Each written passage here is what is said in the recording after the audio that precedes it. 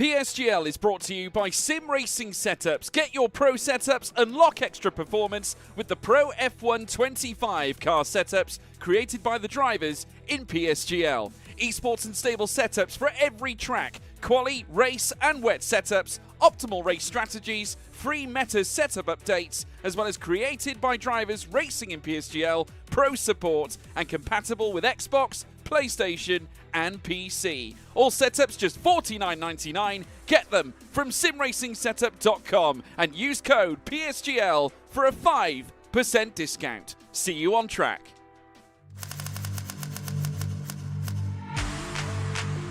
Good evening, everybody. Welcome back to PSGL. George Morgan here, your commentator, alongside me, TK, who is going to be rounding off the season with me. Down the inside, Absolutely impossible scene. This is for the win between these two. I'm on the edge of my seat. He needs to get it done now. Blakey will dive to the inside. We'll go bust. We got our elbows out. Ronar takes the lead. Because here comes Alfie Butcher. Can't really complain with that one. It's not going to be easy. The pressure is on, of course. Yarda Watmere is your champion.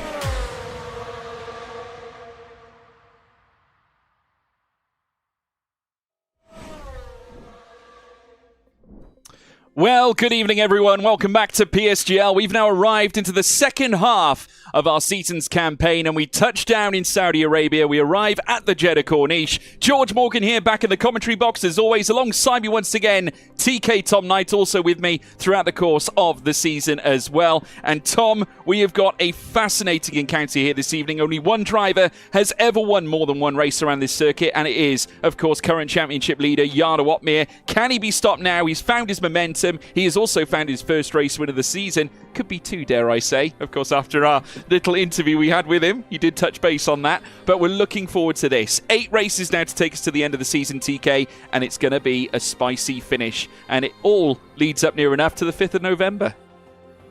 It absolutely does. And, well, I don't want to be maybe too superstitious around the 5th of November, but there quite often is history around that specific date and causing carnage. It certainly is. And, of course, last year, Duncan Hoffland, last season, of course, we work things a little differently where it comes to league racing. Seasons come after one another. But last time, season 38, an unlikely winner, you might say, although we probably shouldn't be surprised. He is a man of quality. And another Dutchman, of course, Duncan Hoffland, taking victory last time out was Frederick Rasmussen, though, took pole in our last season's affair in qualifying at Jeddah, TK. Are we going to see something more of the same, certainly considering Rasmussen's form?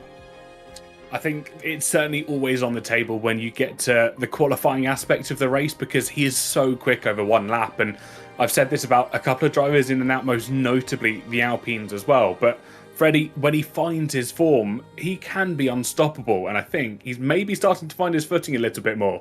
Yeah, I think so. Well, let's take a look at where we're going tonight. Obviously, it's Jeddah Corniche, Saudi Arabia. 27 turns, 6.174 kilometres, 3.836 miles in total. Plenty to be concerned about if you're a driver, because we saw the big crash, didn't we, in F1 sim racing, the largest one in history. And it all came together between Thomas Ronhaar and Danny Berejnay. We remember Danny Berejnay's words as well. This man is unbelievable. Good luck, Jake. Well, we've got Jake Benham to touch on that. Jake Benham is with us tonight as well, TK. But just first of all, let's touch on Jeddah itself as a circuit. Furiously fast-paced, plenty of speed, but you do have those sweeping hairpins at either end of the course. Yeah, it's a really nice circuit. As you alluded to, the anchors essentially on either end of the circuit are just prime overtaking spots as you head kind of halfway and pretty much full way through the course. But it's one that requires perfection lap after lap after lap, and our drivers are going to have to go 25 of those at full speed.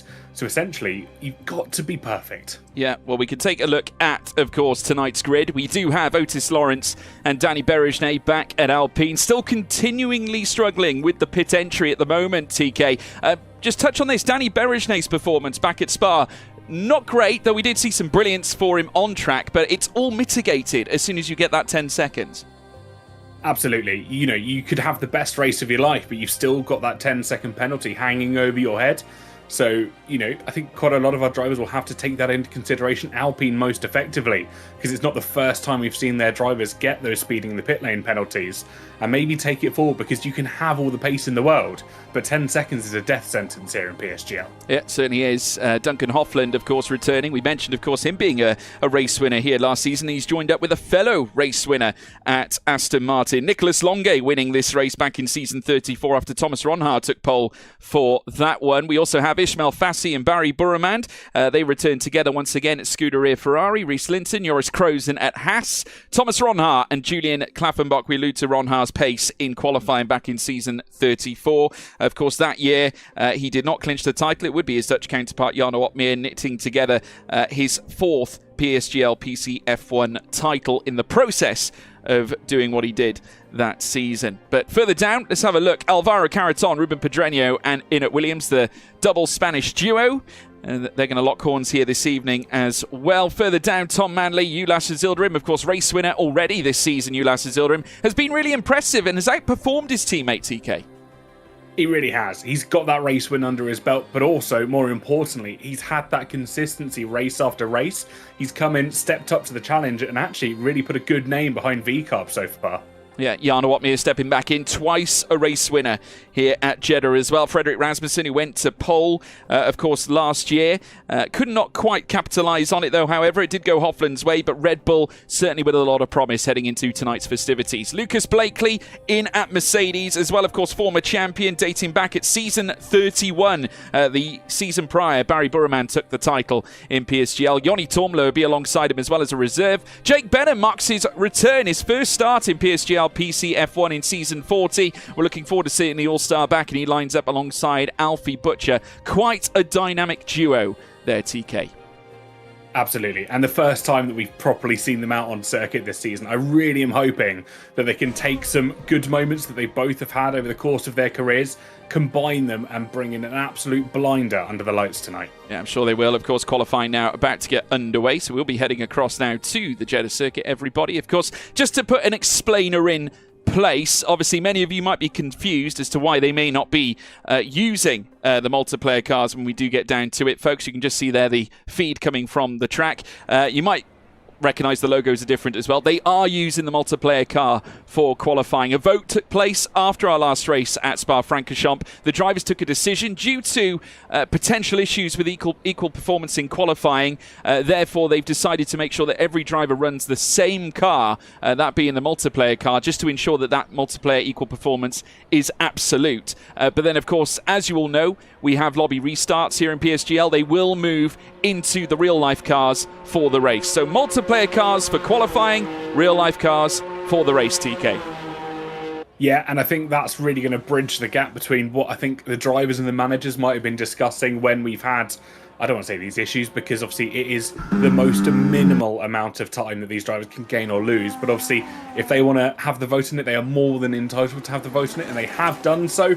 But then when we get into that real racing, we actually get to see those beautiful liveries under the lights, and it will be a spectacle over 25 laps. Do you know what I find surprising, TK? We're just looking at Freddie Rasmussen now on screen. He's just getting started on his outlap for the start of Q1 at the moment. Wet tyres, of course, nothing is really going to come out of this. As you all know, we don't get any wet weather at Jeddah, unless, of course, they've pumped the clouds with seeding or something like that to allow the rain to fall. But we're not going to see any wet weather, of course, for this round, so no question. This just gives an opportunity for those drivers to run those installation laps. Freddie Rasmussen, 4 wins this season, TK, and off the back of Spa, forfeits the championship lead. He does, which is, well, an interesting one to find himself in at the moment. I think he'll be hoping for a good result tonight, although I must admit, it's a very bizarre-looking coloured Red Bull that he's got there at the moment. Yeah, very interestingly coloured. Obviously, brown and pink. It looks like Battenberg, if I was to make a choice. I mean, maybe with a bit of yellow. I actually went shopping in Morrison's today, and I saw some Battenberg on the side. I said to my wife, I said, fancy Battenberg? And it was like, no. Okay, so no Battenbergs for us. No. So we've got enough Battenberg here tonight in PCF1 with Freddie Rasmussen donning it and locking up the tyres as well. As you can see, just barely keeping that car in line on those wet tyres right now. Obviously, 50 minutes and 45 to go. Everyone is pretty much out on the wet tyres or intermediate tyres. No one is going out on the softs this early. A common thing we generally see, get the installation lap in, TK, and then wait until the time is right to head out. Obviously, they want to ensure the track is at optimal temperature. I can tell you this, it's at 30 degrees right now. Very likely they could go out and set initial laps in already, but my odds would suggest they'll probably leave it till the last minute. Yeah, you've got that sort of double dose at the moment. Obviously, we run the night race here in Jeddah, obviously primarily to try and deal with the temperatures that we have in the Middle East, because they are just excessive, to put it one word, throughout the day. So I think the tyres would almost disintegrate as you go through the majority of the Grand Prix. But also, then you've got the double down effect. As the track gets colder over the session, it gets more rubbered in as well. So you've got to find that kind of optimal point where those 2 points cross over. Yeah, no, you certainly do. Of course, Jarno Watmere now taking the championship lead. We mentioned that after the fantastic win at Spa to get himself off the board, well, certainly off the mark for this season, in a quest for a 7th world title in PCF1 in PSGL, a PCF1 title that is, of course, in season 40, and it will mean 4 on the spin. It will be his longest reigning run of championships, because, of course, his 3 championship run came to an end after Lucas Blakely won the title in season 31. So Jarno can once again make history again, increasing the streak to 4 here this time, and obviously now moving to Red Bull, who are looking for their 2nd team's championship. And I would argue that they're looking good value for money for this at the moment, TK, certainly considering their form this season. Mercedes currently hold the numbers in terms of number of championship wins, the only team to win more than once, and in total they've clinched 5 over their history since season 27, the last one coming in season 36, which unironically was Jarno Opmeer's pretty much one of his last seasons with them.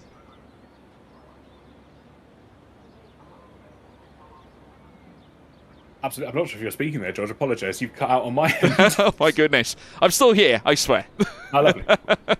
Yeah, no, it's been a fantastic season all across. Obviously, the Red Bulls are looking incredibly competitive as they head into what could be a back-to-back season. The driver pairing, it's no secret, and we've said it time and time again, that they are just a fantastic partnership that has the capability to do amazing things, not only within the competition which we find ourselves in at the moment, but also kind of later down the line at the LAN events that we've got inevitably in the future. Yeah, they are all due to come. Obviously, plenty of drivers working away with their teams to get ready for the new F1 Sim Racing World Championship season. To answer Diego Ferrer's really good question on Twitch, Jarno is 7 or 8 times champion here. He is, in fact, a 7 times PSGL PC F1 champion, but if we include PlayStation championships in PSGL, he is an 8-time champion. But no, I believe actually it's the wrong way around. No, he's a 6-time PSGL PC F1 champion if you count PC. He's a 7-time if you include the PlayStation one as well. So there we are, just an update up for you on that. But yeah, 7 times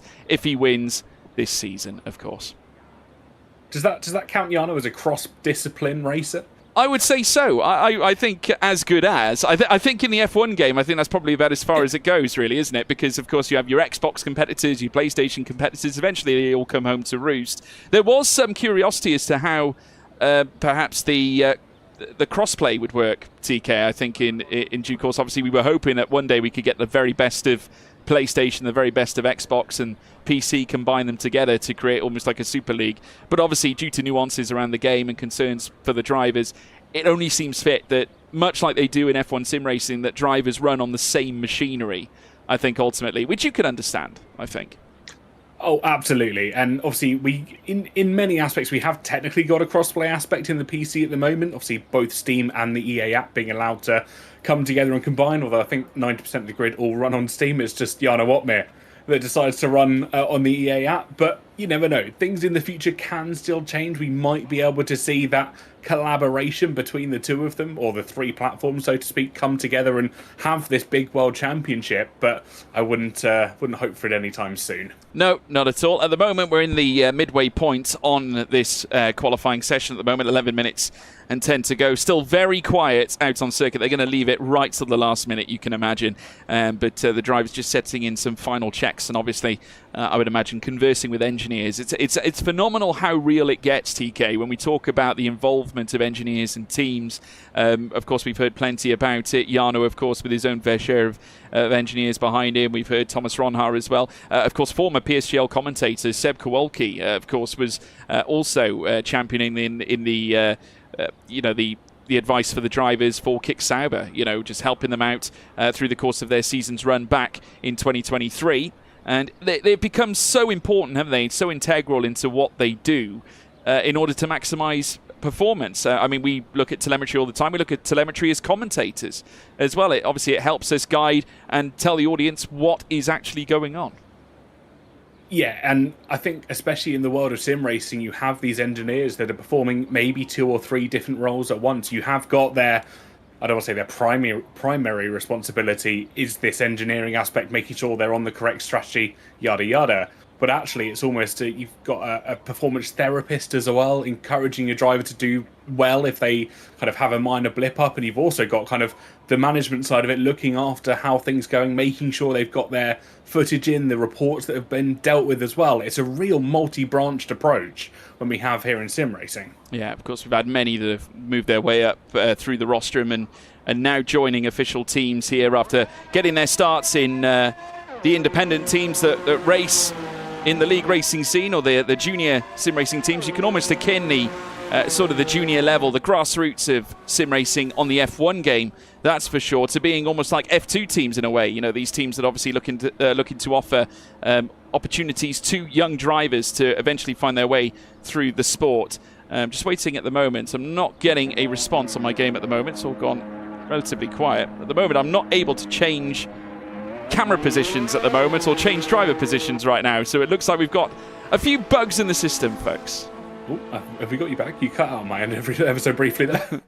I'm not sure what's going on here. It looks like we've had an error turn up on my screen. So I've been kicked out of the session, TK, for some weird reason. There's not enough players remaining to start the session. Will now be returned to the session lobby. Interesting. Let me get you a fresh invite then. That is a brand new error that I've never had before. Thank you. It's an internet error.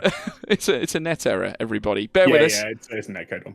Okay, not a problem. Well, we are coming back in, so don't panic. That's the first time that's ever happened to me. As you can tell, never had one like that before. George Facecam and audio keeps cutting out and freezing. That's interesting. It shouldn't be that. We are back, though. I can assure you, folks, don't panic. We will be back with the coverage very shortly. This is a new situation, I must say. I've not had anything like that before. So I do apologise, folks at home. We will be back with the coverage now shortly. I am joining the lobby. All the drivers just about to leave now, TK?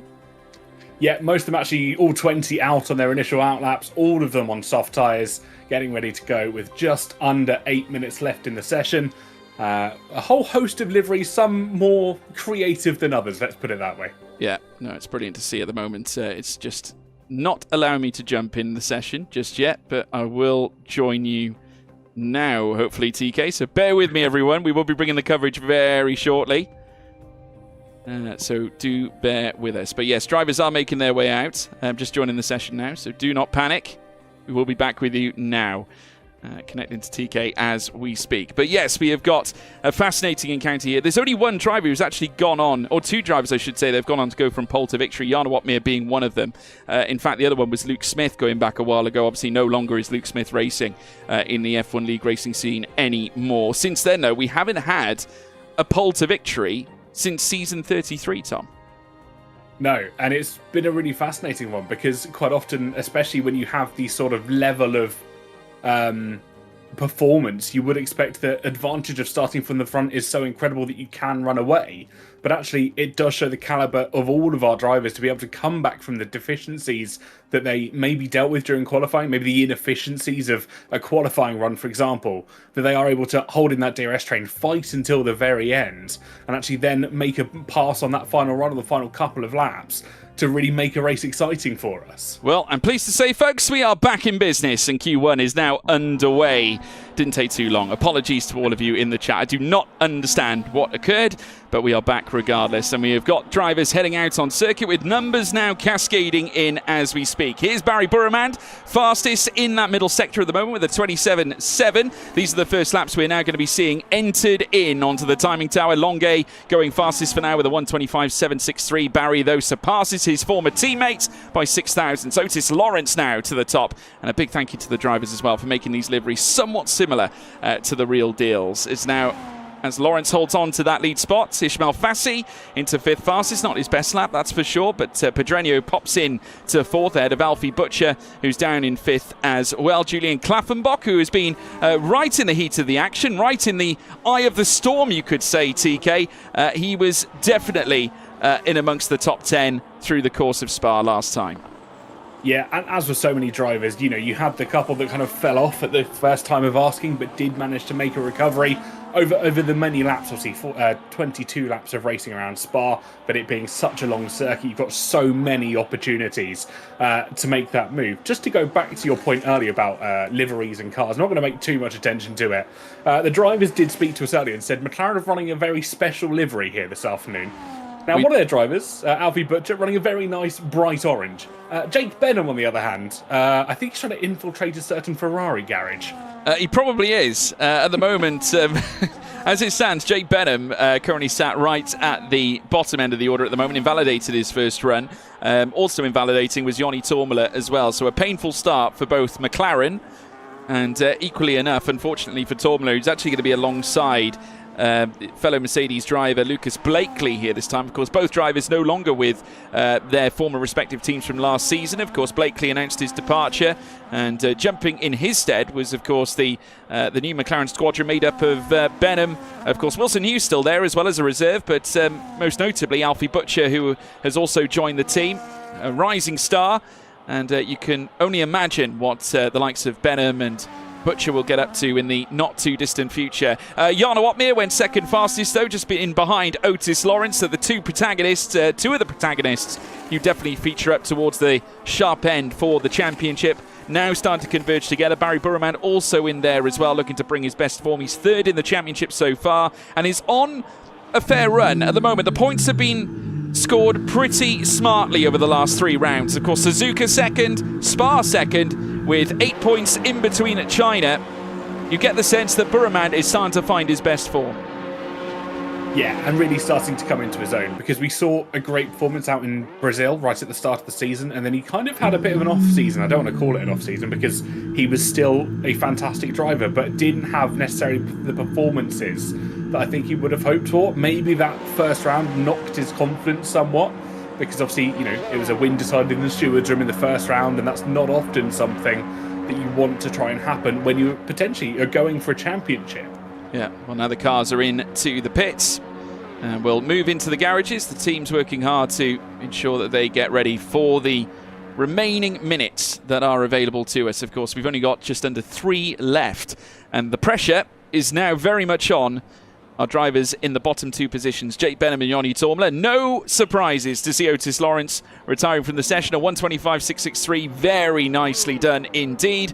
And Barry Burman also joining him, as well as Nicolas Longuet, the 2 former Ferrari teammates coming together. And it's important to note, TK, I mentioned this to you as well at the top of the show, as now Joni Tormler makes his way out onto the circuit, that Nicolas Longuet so closely matched to Ismail Fassi in the championship at the moment. Both share 1 podium apiece. Both of them have only achieved 1 podium, and that is P3. Of course, it was P3 for Longuet at Silverstone, P3 for Fassi at Spa last time out. And there is only a fine margin between them that is currently I would suppose, put together by a fine margin. Literally only 3 points between them, TK. Minute.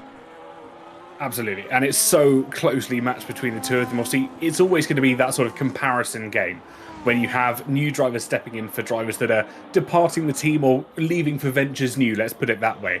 And you will always have the 2 compared so closely, but when we have a grid that is so talented as this, you've got drivers that can make up positions left, right and centre, battle for wins or podiums really frequently. It's actually no surprise just how close 2 of these drivers, especially when you've got one coming in and one departing, how close they're going to be.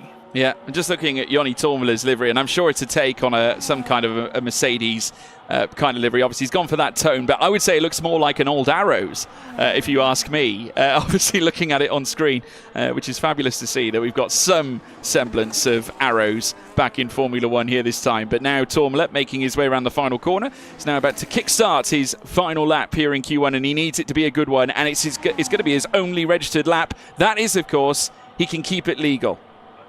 It's so important to get this perfect, because especially on a one and done situation, every minute detail has to be perfect. Not only are you fighting the track limits, you're also fighting 19 other top tier competitive drivers that have had multiple runs at this. Yeah, well, now Tormler heading through the first sector. He'll look to light things up either green or purple ideally, though I think he would take a good solid green first sector that could find itself in the early 31s or the mid 31s for now. Needs to try and beat a 31.6 inside the first sector to be given a chance of safety at the very least. It's a 31.5 in the first sector at the moment for Alfie Butcher, as he now looks to make his way down through the first sector so far. We're yet to get the first sector split from Joni Tormler so far. He's still making his way around the lap. Unfortunately for Benham, he's invalidated so far, TK. Yeah, it was a 31.8 for Joni Tormler in the first sector, so about half a second off of what Otis Lawrence did, 0.2 off roughly what safety would need to be. According to the game, he's gone purple in that middle sector, 27.6. That is exactly on par with the fastest laps in that middle sector. Well, it says purple on the game, but on the telemetry, he's actually a little bit down on our second place driver Jana Watmere at the moment. Klaffenbach right on the bubble of elimination and out of the session, it seems. Joni Tormler now looking to make his way up towards the line and looking to jump to safety. Can't, remains 18th fastest. That's all said and done here for the certainly for the man who will not be making his way through. Obviously we've got Blakely down further at the bottom as well. Obviously, it does register finally purple in the middle sector this time for the man in 14th, Tom Manley, who's going to cook up a storm as well as they're starting to flitter around. We've also got Ishmael Fassi currently with a 1:25.9 in his pocket, but we're just about to see now. Obviously, the times come on through. Benham still rooted to the rear of the field, but making his way through now this back end of this straight. And soon to meet the hairpin bend as well. We've got a flurry of cars making their way across. Improvements elsewhere. Pedreño remains 6th. Fassi in 2nd. We have got also Alfie Butcher 13th. Alvaro Caraton 14th. Rasmussen now remains 6th place. As now Benham looks to lift himself from the bottom into P13. He was not invalidated. That must have been taken from the lap before in our telemetry data. As now Tom Manley moves into 3rd, right at the death, saves himself. And that means we say goodbye to Caraton, Klaffenbach, Blakely Linton and Joni Tormela, who will feature dead last. Yeah, Danny Berejne as well, putting in a last gasp effort to get himself up into 2nd place. Fantastic lap from the Hungarian, managing to not only secure safety, but really show what he can do here. Yeah. Obviously, the telemetry data was flying all about the place. We weren't sure as to who was actually improving or not. I was looking at the screen and it said for 1 second that Benham had actually invalidated on the lap, and in fact, it wasn't to be. And obviously, there was that purple middle sector that the game initially thought that Joni Tormela had put in, but of course he was down in that middle sector by mere hundreds. Tom Manley, though, managing to gain and pop himself into 3rd fastest. He will move through along with Otis Lawrence, who is fastest by 9 thousandths of a second ahead of teammate Danny Berejne. Alpine certainly seem to have the answer at the moment in terms of qualifying pace. Manley in 3rd, Fassi in 4th, Jana Watmir inside the top 5 with Barry Burraman down in 6th. Next up, Nicholas Longe, Freddie Rasmussen, Ruben Pedreño and Joris Krozen. Then Thomas Ronhaar, Ulash Zildrim, of course, former winner at China, Duncan Hoffland, Jake Benham, Alfie Butcher, and we say goodbye to Alvaro Caraton, Julian Klaffenbach, Lucas Blakely, Reese Linton and Joni Tormela. Again, more issues for Mercedes, TK. Yeah, there really is, and not ones I don't think they'll want maybe exposed publicly. They've got a lot of work to do in-house if they want to try and recover this. Obviously, we are aware of the issues that are kind of circulating around the paddock, let's put it that way. Obviously, it's not necessarily Mercedes teams stepping in and racing as a combined unit like all the other 9 teams are at the moment. So I wonder if that does factor into it somewhat. It could well do. I've seen a question in the chat, Archie Bryden, saying, George, can we get some clarity on what happened to Klaffenbach? No reason to retire when 15th. It's a good question, Archie. Unfortunately, we don't get the clarity our side either, because obviously it's a very one-dimensional spectator system on F1. Certainly not like iRacing, where you can have many different cameras and you can throw it back to previous incidents. So we're unable to actually look at it. There is no facility to do that on F1, unfortunately, unless you're watching Julian Klaffenbach's stream or something like that. But I, for one, I'm not sure as to why he retired as early as he did, whether there was a crash or whether he just did it off the cuff. I am not sure. But yeah, he just all of a sudden disappeared from our screen. So that's that. But we are about to get underway now for our next session in qualifying. As you can see, the drivers now venturing back out onto the circuit. Tom Manley, who we're currently riding on board with at the moment, making his way through the first sector. And we've got some clarity, we believe, from TesMax28. Thank you so much. Apparently, he crashed at turn 4. Yeah, I'm just actually rewatching his stream now on the final lap. He started with just under 30 seconds to go, made his way through the first couple of corners, really nice and tight, and he just looks a little bit twitchy in the car, not necessarily as settled as he would have liked. Yeah, goes through that left-hander, front left clips the wall, and out he goes. Yeah, and obviously, question to answer as well for BP. George, is Otis in PSGL on merit, or is he, I'm going to guess that you mean, is he an actual signed driver? I can tell you he is there because he deserves to be there, because he is signed to Alpine.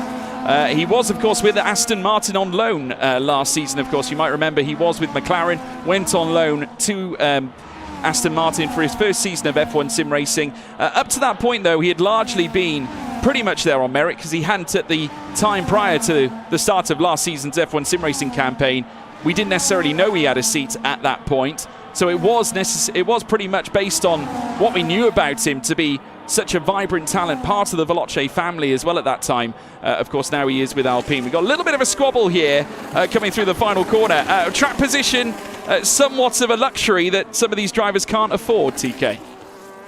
Well, there's 15 out of them on the circuit. There's 27 corners. There's more than enough to go around on this circuit. I think they're all very impatient, want to get their lap set in, because, of course, there is only just over 12 and a half minutes left on our qualifying clock.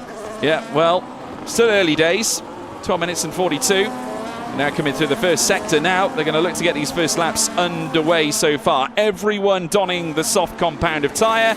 Not messing about with the wet compounds or the intermediates here this time.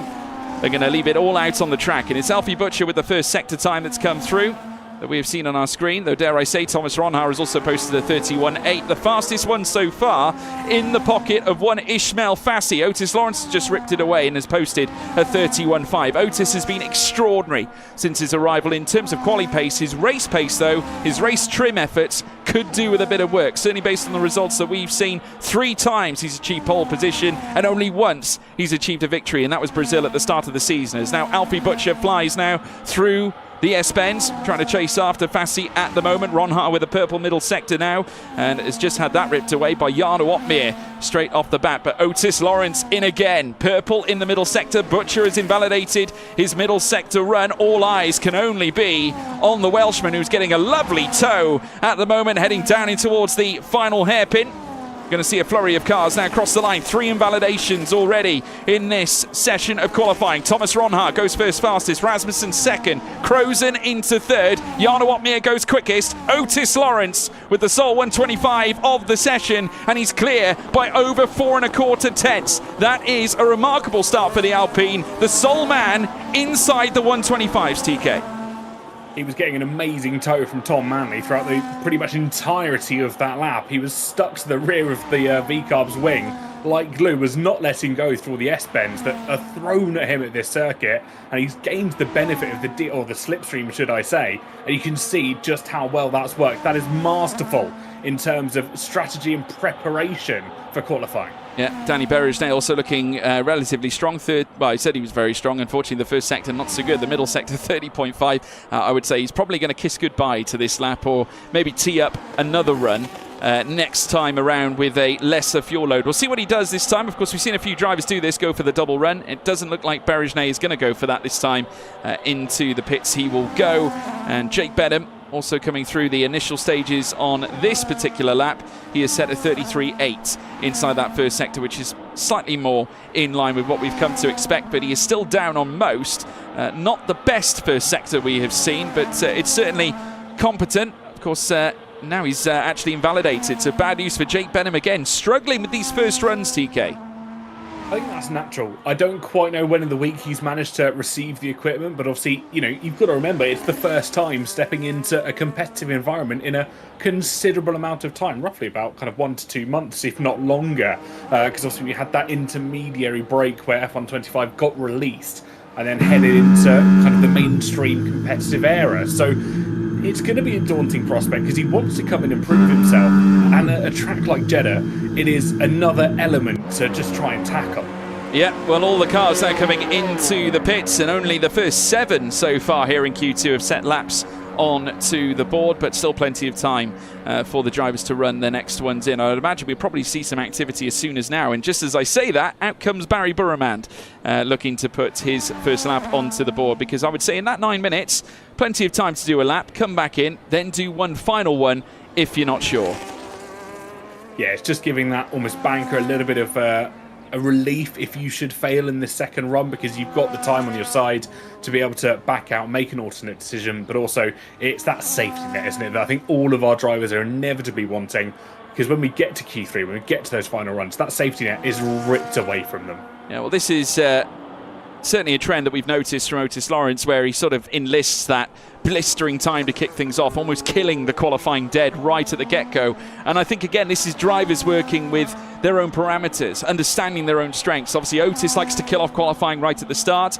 If you're another driver, for example, you might want to leave it late, like Barry Burramand has done a couple of times, of course, just allowing for the first runs to sort of come through, maybe put one burner lap down, leave it to the very last minute before then striking up at the very top. 2 different ideologies, you definitely think, because Otis fanning in with a 125.866. I mean, that is a cracking lap time with a gap that's over 4 1/4 tenths. Even with the tow, that is a phenomenal run, and no question now out again on fresher tyres. So be prepared to see that time gap once again increase or come down, depending on how the rest of the 14 cars that currently line up behind Otis Lawrence at the moment respond. As now Burramand comes through towards the final corner. He'll be the first to set a lap out of these second runs that we're about to see.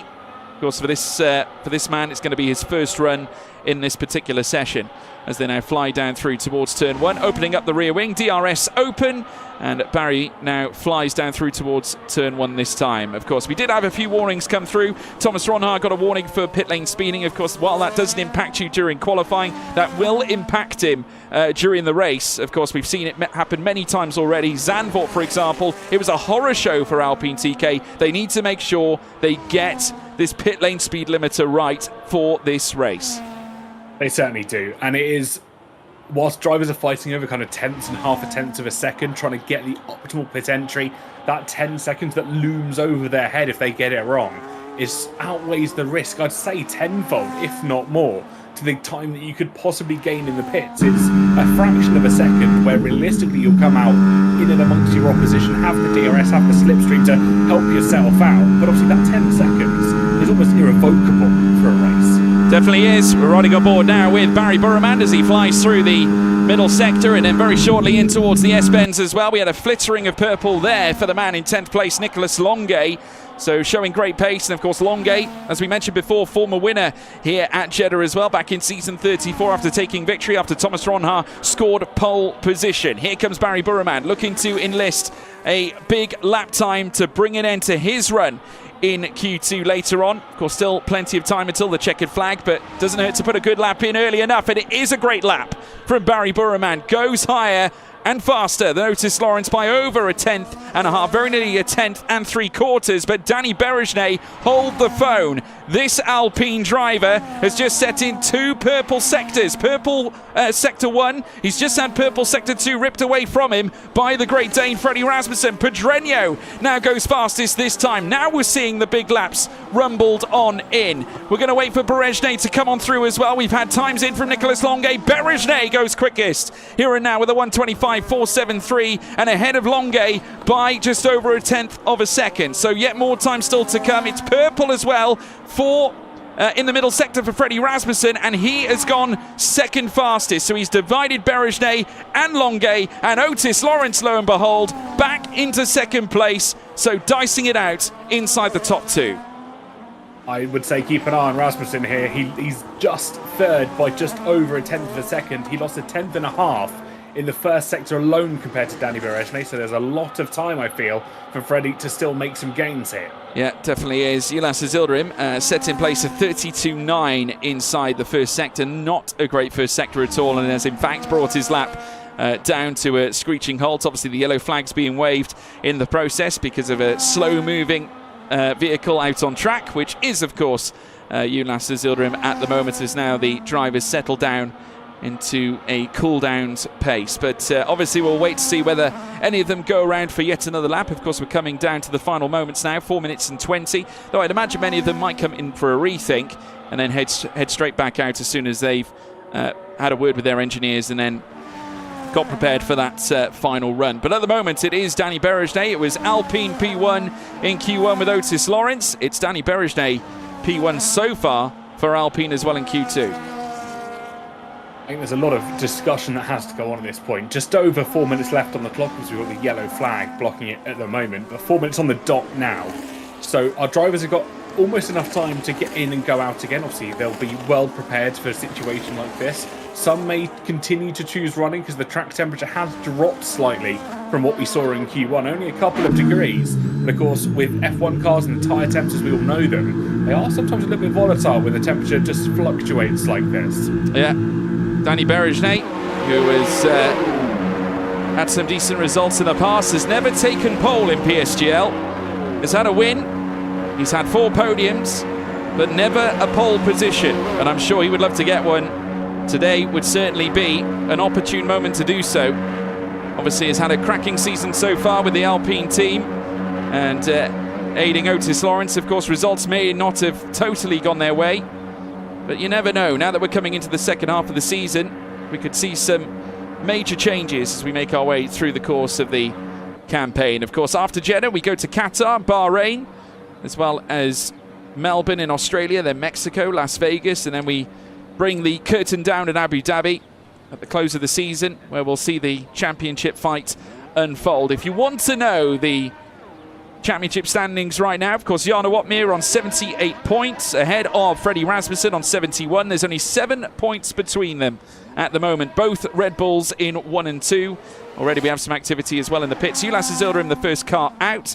But these 2 Red Bulls currently well clear at the moment. So if you want to know the gap between Barry Burraman in 3rd in the championship to Jarno Opmeer at the top of the shop, it's 35 points, TK. That's a whole win and more away here and now.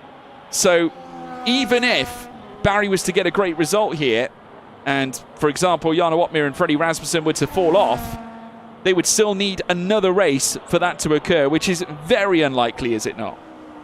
Well, if my math serves me correctly, 35 points and obviously, 16 points for a race win?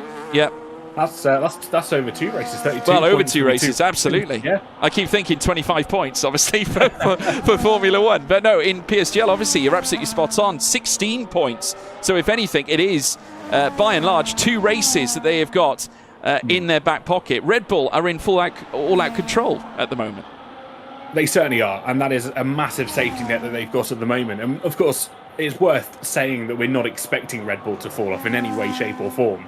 But it does allow them almost to have an issue or have a moment, maybe race somewhat more aggressively than they normally would do in order to chase the final few wins, because they know they can fall back. If they lose out, crash out a race, their competitor wins.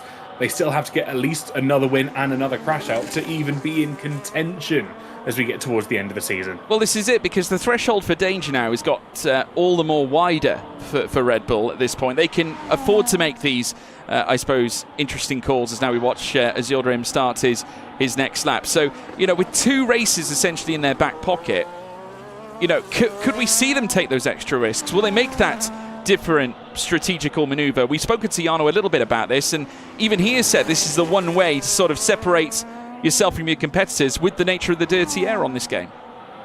Absolutely, and I think we've seen this in strategy in races gone by, that we've had one of the 2 drivers almost favouring the longest stint. It's infamously been Jarno in the opening rounds.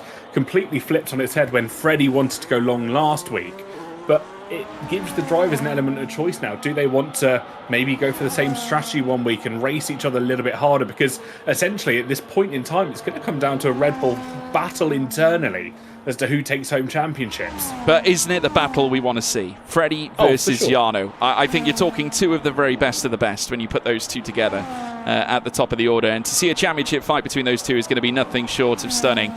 Almost the same dynamic as we currently have in Formula 1 itself with McLaren at the moment, with Lando and obviously Oscar Piastri at the same time. Ulas Azildarim making his way through the final sector now, soon to meet the final corner, and will rush in his next lap at 31.461. This will be his first official run of the session without an invalidation. 31.4, 27.7. Where's he going to go? P10. And that is by no means safe. Not ideal at all, and the timer has already hit 0. We've got Ismail Fassi, green in the first 2 sectors. No changes up at the front. Berejne still remains where he is. Thomas Ronha has gone second fastest ahead of Otis Lawrence. Freddie Rasmussen down to 4th. Ulas is now out of qualifying. Nicholas Longe has gone fastest as well. And now the man who took his seat, as he now makes his way up towards the line. Burraman also crossing the line at the same time as well, but it's Fassi who goes 10th. That's not safe. Butcher's already out. Azildarim's joining him. Benham out as well. What about the likes of Joris Krozen?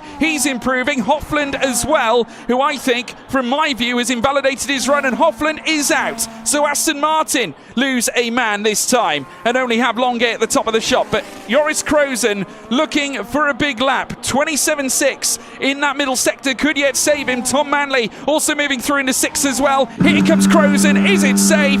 Is it enough?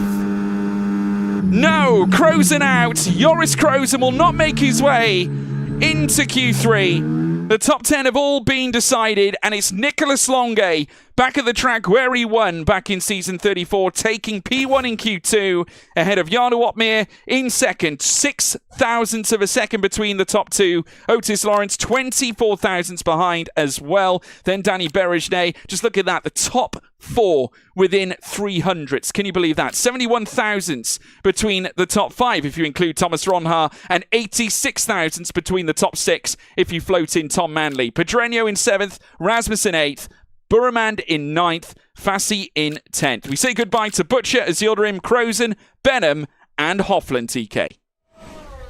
Yeah, both McLarens out. They won't be too happy about that. I think Jake would have been hoping for a little bit of redemption to maybe try and draw himself back into the flow of things. But of course, again, let's reiterate the point. First event back, it's a tough circuit to get to grips to. We are expecting better things in the future.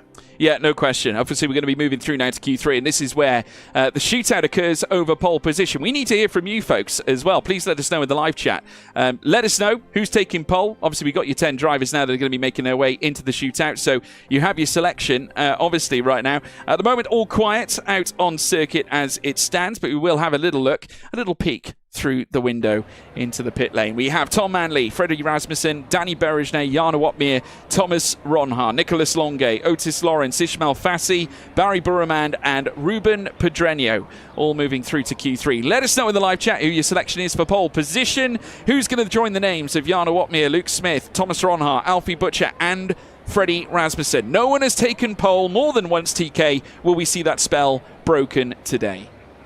I think we will. I think we're going to see a new pole position crowny crown today. I'm not going to make predictions yet. I'm going to wait for first runs to get out of the way because I normally jump the gun on them.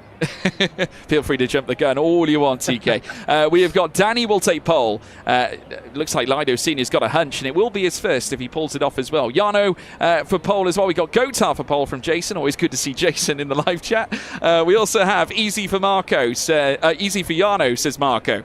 Otis Lawrence, Eddie Drag. Alex Gillen, of course, not racing in this division of PSGL, I can assure you. My goodness me. Mayed's iPad saying Jana Watmir. We've also got Nicholas Longe saying Hope Masotho. Alpines might be an underrated pick, says Striker. I mean, I don't think they're underrated. I would say by and large they are the best qualifiers on the grid, TK. They certainly are. We've seen it time and time again that over a one-lap pace, Alpine have been somewhat unstoppable this season. Yeah, I mean, if you look at it, Otis Lawrence, 3 pole positions, and currently one of only 2 drivers that have taken more than one this campaign. The only other driver to do it, Freddie Rasmussen as well, who currently sits second in the championship. Got to say Barry Pole. We got even a Marcel Kiefer in there. Tom Martinez as well. My goodness. Liquid Surface in Yano as well. More for Otis. Otis or Freddie. We're reading that too. For Paul, I don't care, but for the race, Yano, says Senol Verbika, of course. Also a hat tip for Hayden Gullis. We got Fassi, says Epic. Matt 212 says Hamish Murray. Otis says Utsav. Thank you so much, everybody. Keep your comments coming in. We do appreciate it. Keep them rolling inwards. Of course, we're still at the moment in the early stages of Q3 and qualifying. We're finally seeing some action inside the pits. And it looks like we've got a car dressed in blue making its way out onto the track as well. And I've got a feeling it might be a Red Bull. It could be Pedreño, actually, and it is Pedreño in the blue colours for Williams. And looking to set in place a decent outlap to heat up those tyres. We've got no team orders here, unfortunately, Cami, unless there's instructions in at Red Bull. George Morgan says, Agalos of Retos, thank you so much for the kind words, but I think TK is going to take pole over me. Big thank you, one and all. Thank you for joining us. Qualifying now in full swing here in Q3. We decide the pole sitter for the Saudi Arabian race here in PSGL PCF1 here at Jeddah. It's going to be a phenomenal watch. Berejne out on track, Longe, Lawrence, Burremand, and of course Pedreño. The championship fight still very much underway. 7 points between Otmir and Rasmussen, who's taking pole this time. Jarno still chasing his first pole position of the season as well. Give me a very close cut. Q3, I think, over the entirety of the grid. And worth pointing out, if you're just tuning in, first of all, where have you been for Q1 and Q2? Second of all, fear not, we are going back to standard liveries for the race. So we get to see the beautiful spotters, the beautiful cars under the lights here in Jeddah. Yeah, absolutely right. No, we appreciate you all. Thank you for joining us wherever you're watching in the world. We always do whenever we go live here in PSGL. But Ruben Pedreño will be the first driver setting a lap onto the board. Now looking to make his way down through towards the final corner. And now we'll look to open up the throttle, taking a wide line through the final bend. And then down the long straight, he'll look to register his next lap. So we're going to head down to the track now, folks, and get things underway. This is where we see the initial laps take centre stage. Ruben Pedreño will be the first of them as he heads through turns 1 and 2 this time, back on the power as he looks to weave his way through the street circuits of the street circuit of Jeddah in towards the next lap, coming through turn 3 and turn 4. hovering all over the curb once again. 6th gear as he now ploughs through the double left-hander. Slight kink in the course at the right, using all the race curbs. Goes slightly flatter on the outset, and then 2 more race curbs as now the first of 2 hairpins will come to light. As now in comes Ruben Pedreño. Turn 13, of course, exiting out of the first sector. He'll move through in towards sector 2 very shortly. Then this back straight run, once again a slalom. As now Pedreño looks to open up the throttle once again, coming through yet another chicane. Fast-paced once more. DRS will soon become available. And he'll open it up using a little bit of overtake for a little bit of added speed. Now coming into yet another chicane of sorts as they now plough through. One of the most daring. This is of course the scene of a few crashes we have had in league racing in the past, and the final corner will now beckon as he comes out of turns 24, 25, 26 in towards turn 27. Pedreño looking to open things up here in Q3 with a stellar lap, a blistering run. It's a 31.6 in the first sector, a 27.9 in the middle. Not the best that we've seen. We've seen 27.7s already in this session as Ruben Pedreño goes fastest so far. A 126.2 to kick things off. Berejnay also making his way up towards the line as well, looking to improve. Goes fastest, does the Hungarian.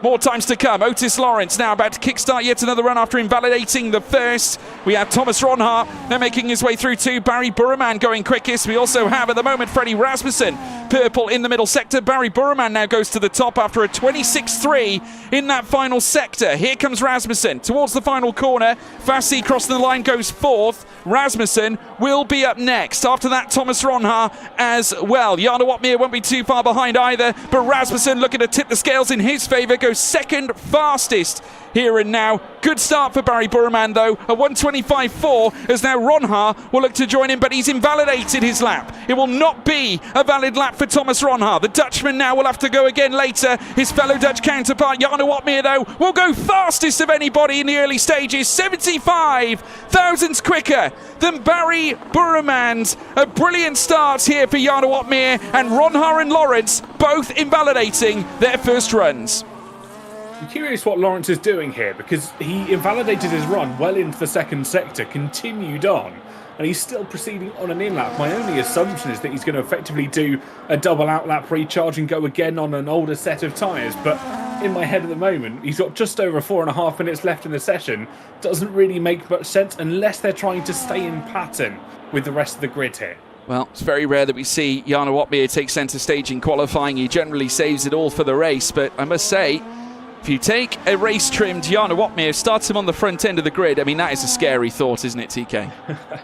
I think there's going to be 19 drivers behind him that will be rather terrified of the outcome of that. Yeah, I mean, we all know how good he is in the race. Strategizes his way to the front. The greatest chess player F1 sim racing has ever seen. Of course, that is a metaphor, folks. I'm not talking actual chess. But where it comes to making the necessary moves, Jarno Opmeer knows how to play. That is why he's a 3-time F1 sim racing world champion. That is why he sits in P1 right now. If he can master it here at the end of the session, this could be a very interesting set of affairs here for the Flying Dutchman. Twice already he's managed to achieve, achieve race wins here at this particular circuit. Last time being in season 36, the first time being back in season 30. Both occasions, of course, we have seen him go on to lift the title. Season 30 was the 3rd championship he lifted. And of course, back in season 36 was his 5th. As now he comes into the pits now once again. Barry Burman locked behind him in second. It's the old adage again, the old pairing, isn't it, TK? Opmeer and Barry once again. Certainly is. Again, a driver, not pairing, so to speak, but partnership and friendship that could be unstoppable and is one to be rather terrified of. Probably more a friendly... They're probably more friendly nowadays. They weren't back then, I can assure you. I remember back in the early days of, should we say, top flight league racing, as it started to grow and flourish through the realms of F1 sim racing, it would always be Jarno Opmeer and Barry Burman fighting for championships. As now Danny Berejnay makes his way out onto the circuit. Of course, we've seen other characters now rise to the furore, but those two have still remained as two staple figures in top flight league racing. Danny Berejnay also has been around for a long time, from the very early beginnings, of course, where F1 sim racing first came to prowess in 2017. Brendan Lee, of course, his eventual teammate in 2018. We'll go on to win a championship together, of course. And Berejnay now out on his outlap as well, also being joined by Nicholas Longue. Barry Burremand also out on an outlap as well. Didn't take too long for them to come back in and head straight out again, TK? No, certainly not. Obviously going for the final preparations, just over 2 minutes to go in the session. And they are going to want to try and put in one final run time. I'm going to make my prediction with 2 minutes to go here. Go on, then. then. Otis Lawrence, one and final, he's going to get pole. You serious? From the bottom to the top, that would be extraordinary. I mean, that would be his 4th pole position if he pulls that off. Obviously, let us know in the live chat, folks. We want to hear from you. And yes, if you've just joined us as well, folks, of course, we announced it at the top of the show. It is, of course, equal performance cars, world cars at the start of this session in qualifying. Of course, we're going to move into the main race and jump into the official cars, but due to concerns around equal performance that have been sort of raised by the drivers and their engineers in the off the back of our last race back at Spa, they took a vote and decided to take on the multiplayer car for qualifying for Jeddah. They will move, though, back into their official cars for the race. So fear not, we will be back into those colours that we are so used to.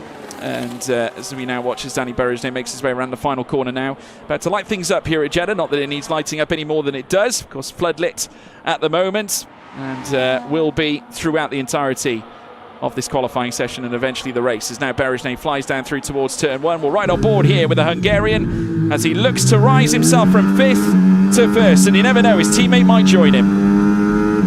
Certainly can, and that is what I'll be hoping for. But you have to get 27 corners consecutively absolutely perfect. It's tough to do. It is. As he comes through the first sector, Danny Berejnay, as we said, 5th place, currently sits 3/10 away from the top at the moment. A 1:25.691 was his last lap. As they now fly through the initial stages of the first sector. Of course, Berejnay will be joined by a few more drivers now. Also, Tom Manley and Barry Burremand, who are now coming into their closing laps. Of course, Berejnay sprinting through out of the first sector in towards Sector 2, where then he'll meet the back straights and later on the tight chicane coming through turns 22 and 23, eventually turn 24. And DRS will open up again before then touching base to that final hairpin bend. Berejnay has already made his way through it. He's green in the first 2 sectors. At the moment, though, no purple here for the Hungarian. Hungry for a first pole in PSGL, and with an Alpine team that have shown great signs of promise already in their early stages under new boss Nathan Tague. As now here comes Berejnay up through towards the line. Can he improve enough? Yes, he can! It's P1 in the initial. Great start for Berejnay here, TK. Yep, certainly has the advantage handed to him. He's got a couple of more, well, every other car to continue pulling through the grid and through the track to try and dethrone him at the moment. Yeah, and at the moment, Otis Lawrence purple in the first sector as well. Alpine are not done yet. Barry Burremand now making his way up towards the line, looking to bring an end to a furious finish to this qualifying session. Will furiously pass Danny Berejnay as well. A fantastic lap on his part now as we see Longue go second fastest. Otis Lawrence into second. Burremand holding all the cards. Alpine will not take pole here this time as we await now more drivers to hit the stripe. Ismail Fassi coming next, goes third here and now. Yet more cars coming through as now the Ferrari tips the scales in his favour into 3rd place. Obviously, it's going to be Jarno Opmeer as well coming through the final corner. Thomas Ronhaar from the bottom to P5. He's not going to harm the front runners. It's still Burremand for now. Here comes the Flying Dutchman for a late blow. Will it be? Will it be for Jarno Opmeer? Yes, a first pole position this season for Jarno Opmeer. It's Jarno on pole for the first time this season by 13 thousandths of a second. Oh, unbelievable. I have to say that. Jarno Opmeer, Barry Burremand, your front row, 2 icons of sim racing here. And on the second row, it's Otis Lawrence and Ismail Fassi. Nicholas Longue in 5th, Thomas Ronhaar in 6th, Danny Berejnay in 7th, Ruben Pedreño in 8th, Tom Manley in 9th, and then Freddie Rasmussen in P10. But what an end to qualifying. Burremand thought he had it all sewn up, but a very unlikely Jarno Opmeer pounced at the very death of qualifying and took it away from him right at the end. A phenomenal performance. Fine margins, TK. It could have gone anywhere in that closing stage, but it's very rare, is it not? And we touched on this. Jarno taking pole at Jeddah. or taking pole at all in PSGL PCF1. Yeah, and it's just so close with everything that's been going on. I'd like to point out I was 32 thousandths of a second of getting my prediction right. So from going to 10th to 3rd, I'll take that in terms of almost getting it right. But a qualifying of that aspect, you don't see it that often. And it was just on another level. Those cars looked like they were on rails through half of that car, or through half the circuit, sorry. That's his 13th podium in PSGL, everybody. What a phenomenal moment, to say the least. Obviously, whilst it may not win your championships, it doesn't half get your session started off in the right way. A brilliant start for Jarno Opmeer. Of course, he will be contesting, though, against Barry Burman. It's those old, fabled partnerships again, raising their head. Obviously, the two drivers that were fighting for championships, old rivals, but renewed here, it seems, this time, as we'll allow TK to get the lobby underway. In the meantime, we'll catch you up with what happened last time out. These are the race results from Spa-Francorchamps, the Belgian race confirmed. It was Jarno Opmeer, of course, a winner in our last round, round 7 at the iconic Spa-Francorchamps circuit. And he did it in great style, didn't he? His first win of the season to push him to the top of the championship here and now. And I'm sure he'll be looking onwards now to secure yet more after taking that incredible pole here at Jeddah. We have Burman in second off the back of the Spa race. And he finished ahead of teammate Ismail Fassi. Thomas Ronha finished in 4th ahead of Nicholas Longe. Freddie Rasmussen in 6th. Joris Krozen in 7th. Some key points for Haas there as Pedreño finished in 8th for Williams. Duncan Hoffland in 9th for Aston Martin. Alfie Butcher in 10th for McLaren. Ulas Ozildrim just outside the points in 11th place. We had Otis Lawrence in 12th with Istvan Pukki in 13th for Mercedes, who are still struggling this season. They're having some real problems over there right now.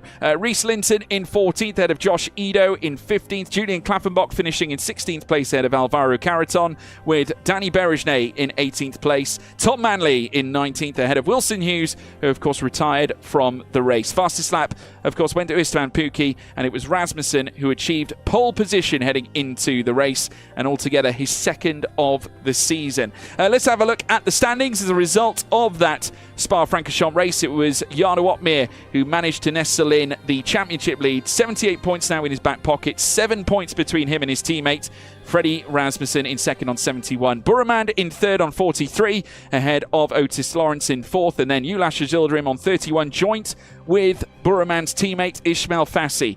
Nicholas Longe in seventh, and Alfie Butcher in 8th. Next up, Thomas Ronha in 9th, Julian Klappenbach in 10th. Pedreño in 11th place, just 1 point behind Klappenbach as we move down to P12, and Alvaro Carreton 13 points, 5 away from Pedreño, his teammate. Tormala in 13th ahead of Josh Ido. Then Jake Benham, who's only just managed to get his gear running pretty much for this season now. He is, of course, streaming. Currently sits on 8 points at the moment, a point ahead of Danny Berejnay. Tom Manley in 17th ahead of Joris Krozen. And we also have Duncan Hoffland down in 19th ahead of Istvan Pukki. Mercedes all the more struggling right now. And we can show that fact in the team standings, where Red Bull are currently dominant on 149 so far. The relationship between Opmeer and Rasmussen seems to be burning all the more strong right now, and it will continue to do so in this same vein too, as he looks to, well, as they both look to bring a fiery end to the season. At the moment, of course, Opmeer ahead of Rasmussen in the Drivers' Championship, but it's 149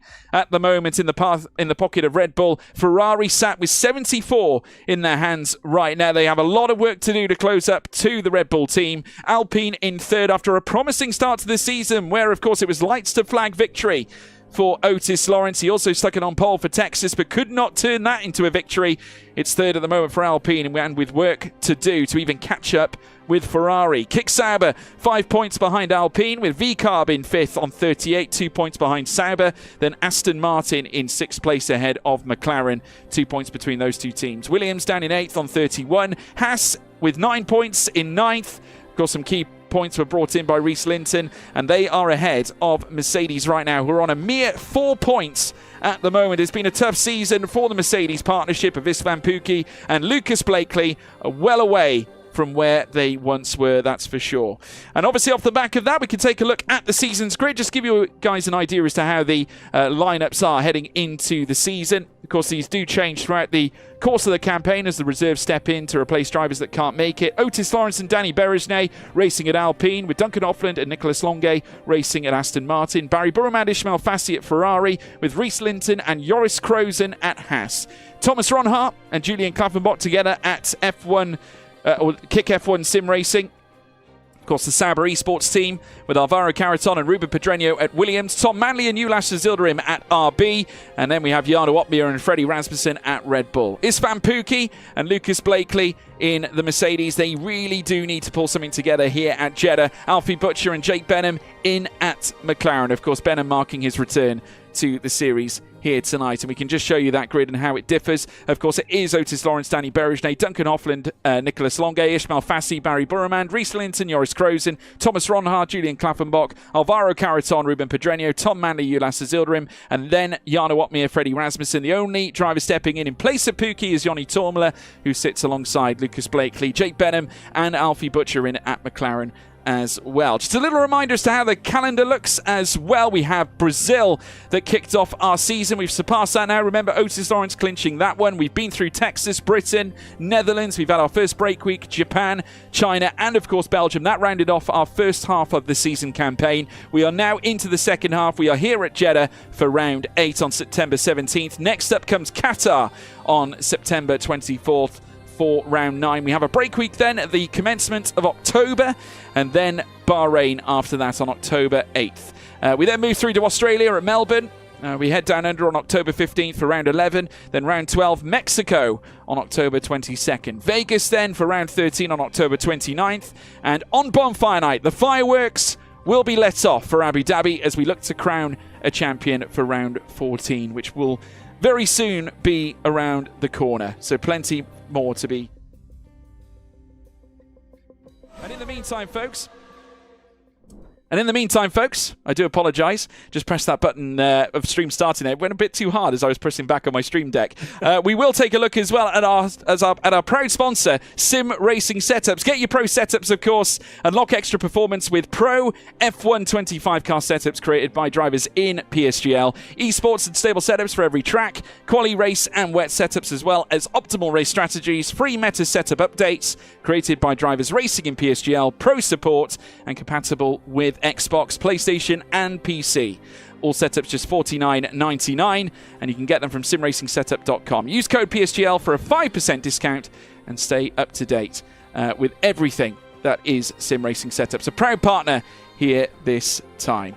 So there we have it. We do appreciate Sim Racing Setups joining us. George, when you taking keyboard lessons this whole time? No, I don't actually use the keyboard. I use an Elgato Stream Deck. But the problem is with the Elgato Stream Deck, I'm going to weigh in on this, is that if you press the button probably a bit too hard, it double clicks.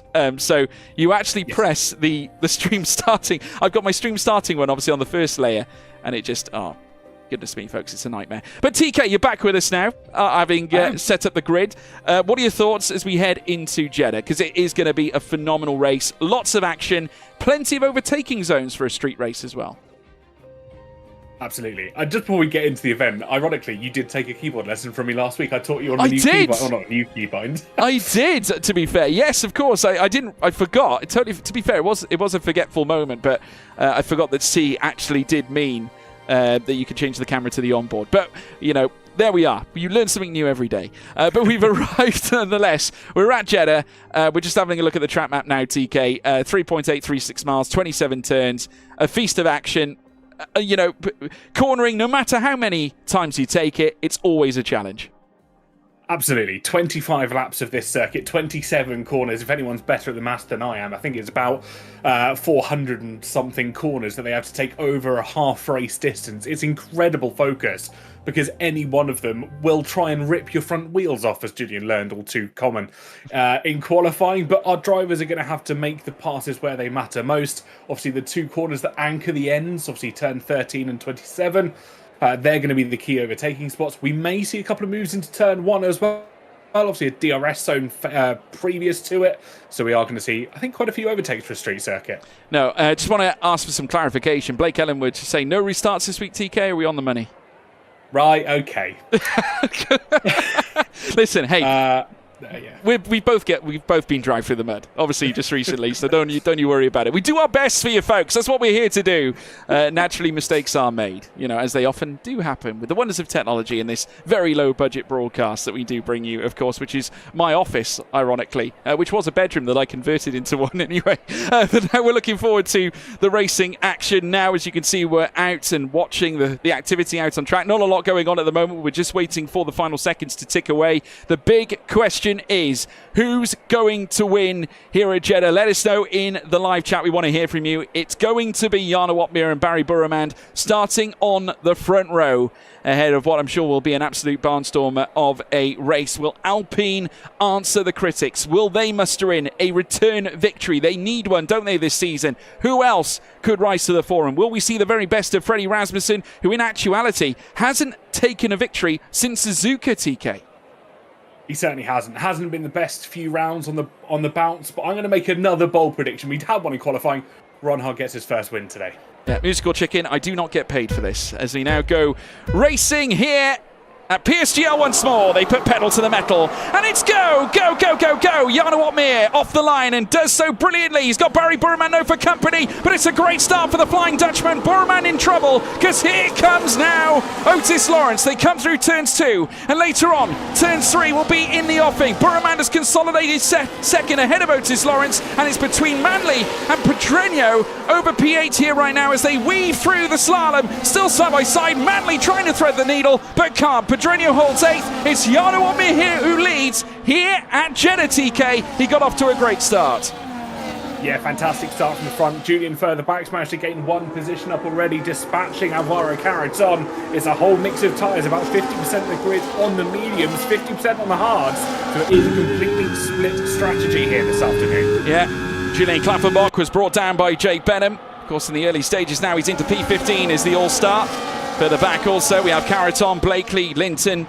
The two Mercedes currently lined up 18th and 20th at the moment, with the Haas of Reese Linton currently showing in 19th place right now. Minute gaps between every single car on this incredibly fast racetrack. Benham making his way through the fast chicane here again on lap 1 of 25 as they pierce their way through in towards sector 3 proper, and they're all going to start panning out now in towards the final bend. You're going to see the action pick up somewhat now as we're seeing a little look from the McLarens as well. Some side-by-side action as now Linton goes on the attack. We also have some side-by-sides here with the Haas of Joris Krozen as he looks to try and tackle Alfie Butcher. In comes Lucas Blakely trying to challenge back against Reese Linton, who is going wheel to wheel with him, heading down in towards turn 1. Who's going to get this now? DRS has been enabled, late on the brakes from Joris Krozen. Linton has managed to get past former champion Lucas Blakely, and Krozen still going nip and tuck with Alfie Butcher here on lap 2 now. Wheel to wheel, and it's late on the brakes. The Houses both move up because Krozen is into P12.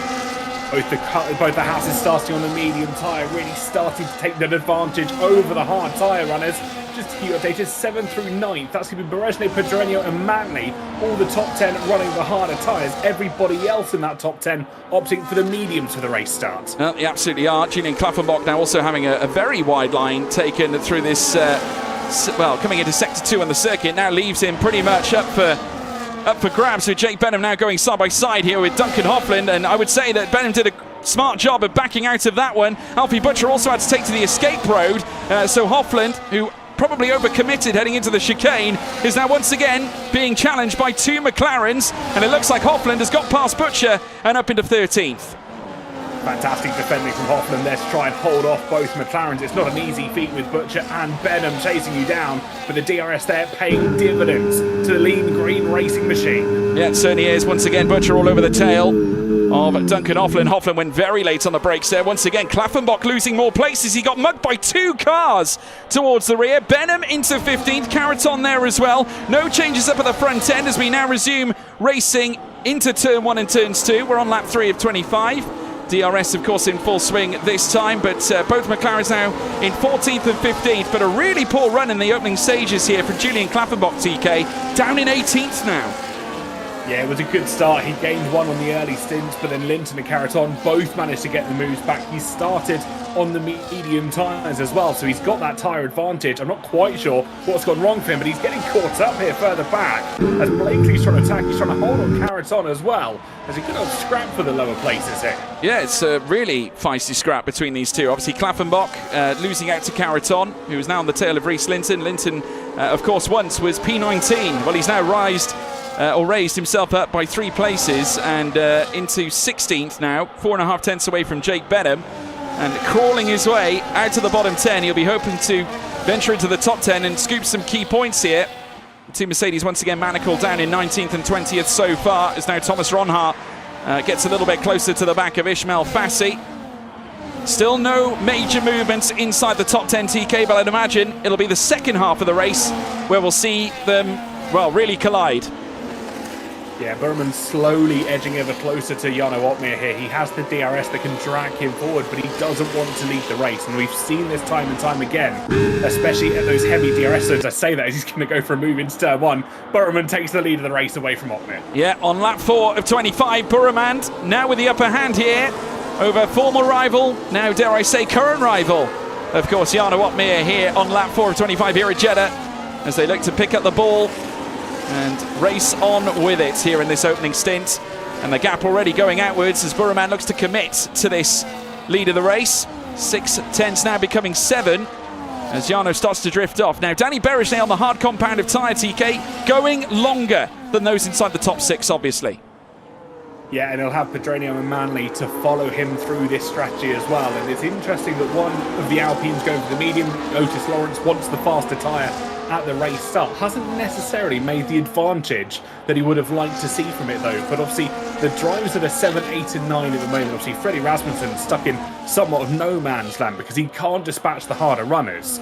But those that started and wanted to go longer have got a bit of an advantage here. Yeah, certainly do. DRS open, heading down the back straights now once again. Alfie Butcher hovering all over the back of Duncan Hofland. The Dutch driver still sat down in 13th place. Butcher just tracking every move he makes.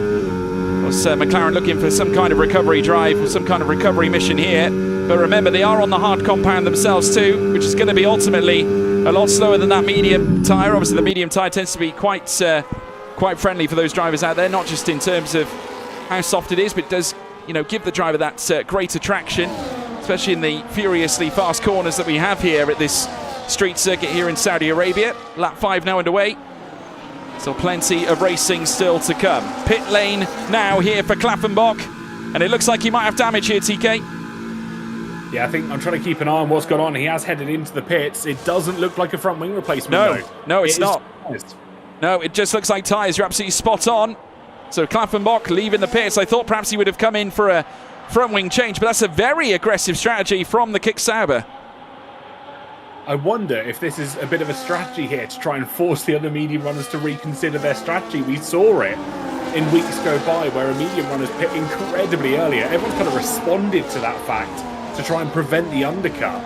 And are we seeing a repeat situation here? Well, we know at a track like Jeddah, the slightest bit of wing damage, even if it's not necessarily visible, once the driver knows it's there, it's there. And of course it does impact, especially here, because everything at Jeddah is turned up to 11 when you factor in damage, because you need every ounce of downforce around this circuit. It's just so fast-paced that maybe this is a call from the Sauber team. Klaffenbach's in a bit of an unassailable position.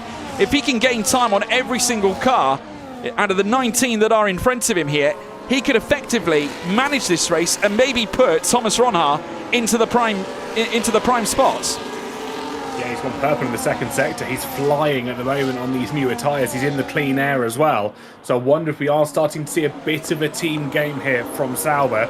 Really wanted to benefit. Reese Linton's in as well, also off the mediums. Yeah, that's got to be a response, no question. Yeah. I think right now, Reese Linton just trying to cover off Julian Klaffenbach. Is now into the pits comes Linton now. And it will be the hard tyre. And really started smartly, did this young man from Haas. And there's Klaffenbach, who's going to move straight past him. Just goes to show, well, that early stop has, certainly allowed Klaffenbach to just career onwards, gain that extra pace. And lo and behold, he's now ahead of Reese Linton back out on track.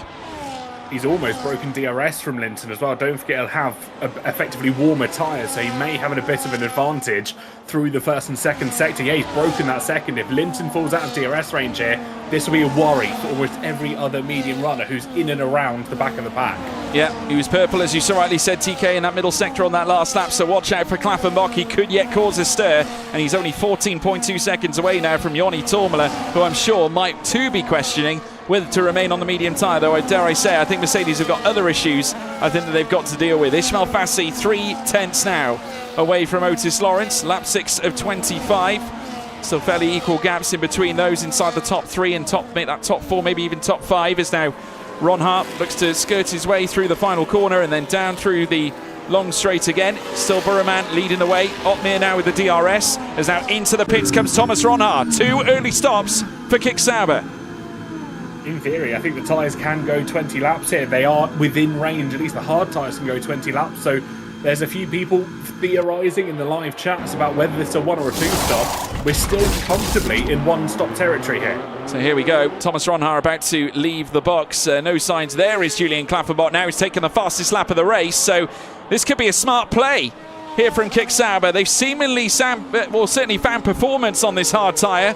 And again, it was a purple first sector inside that last lap for Klaffenbach. The purple middle sector went to Rhys Linton. So those fresh, hard tyres that are now being taken by those that started on the mediums are certainly coming into fruition. But you've got to question, what will they be like in the closing stages in this 25-lap race?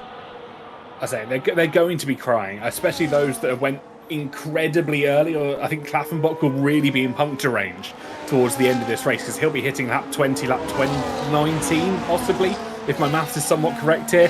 And around lap 19, that's when you start to expect the punctures to come for these harder tyres. So they've got to look after them is going to be the main factor for them now. Yeah, well, can I just say this as well? 6 thousandths of a second between Linton and Klaffenbach inside that first sector, and Linton went purple as well, so he's finding some grand pace at the same time. Ron Hart's just gone purple in the middle sector too, so that's certainly a signal for all those that started on the mediums, and indeed it is. So there we go, Barry Burman coming in as well. Any issues with the speed limiter? Not at all for Burman.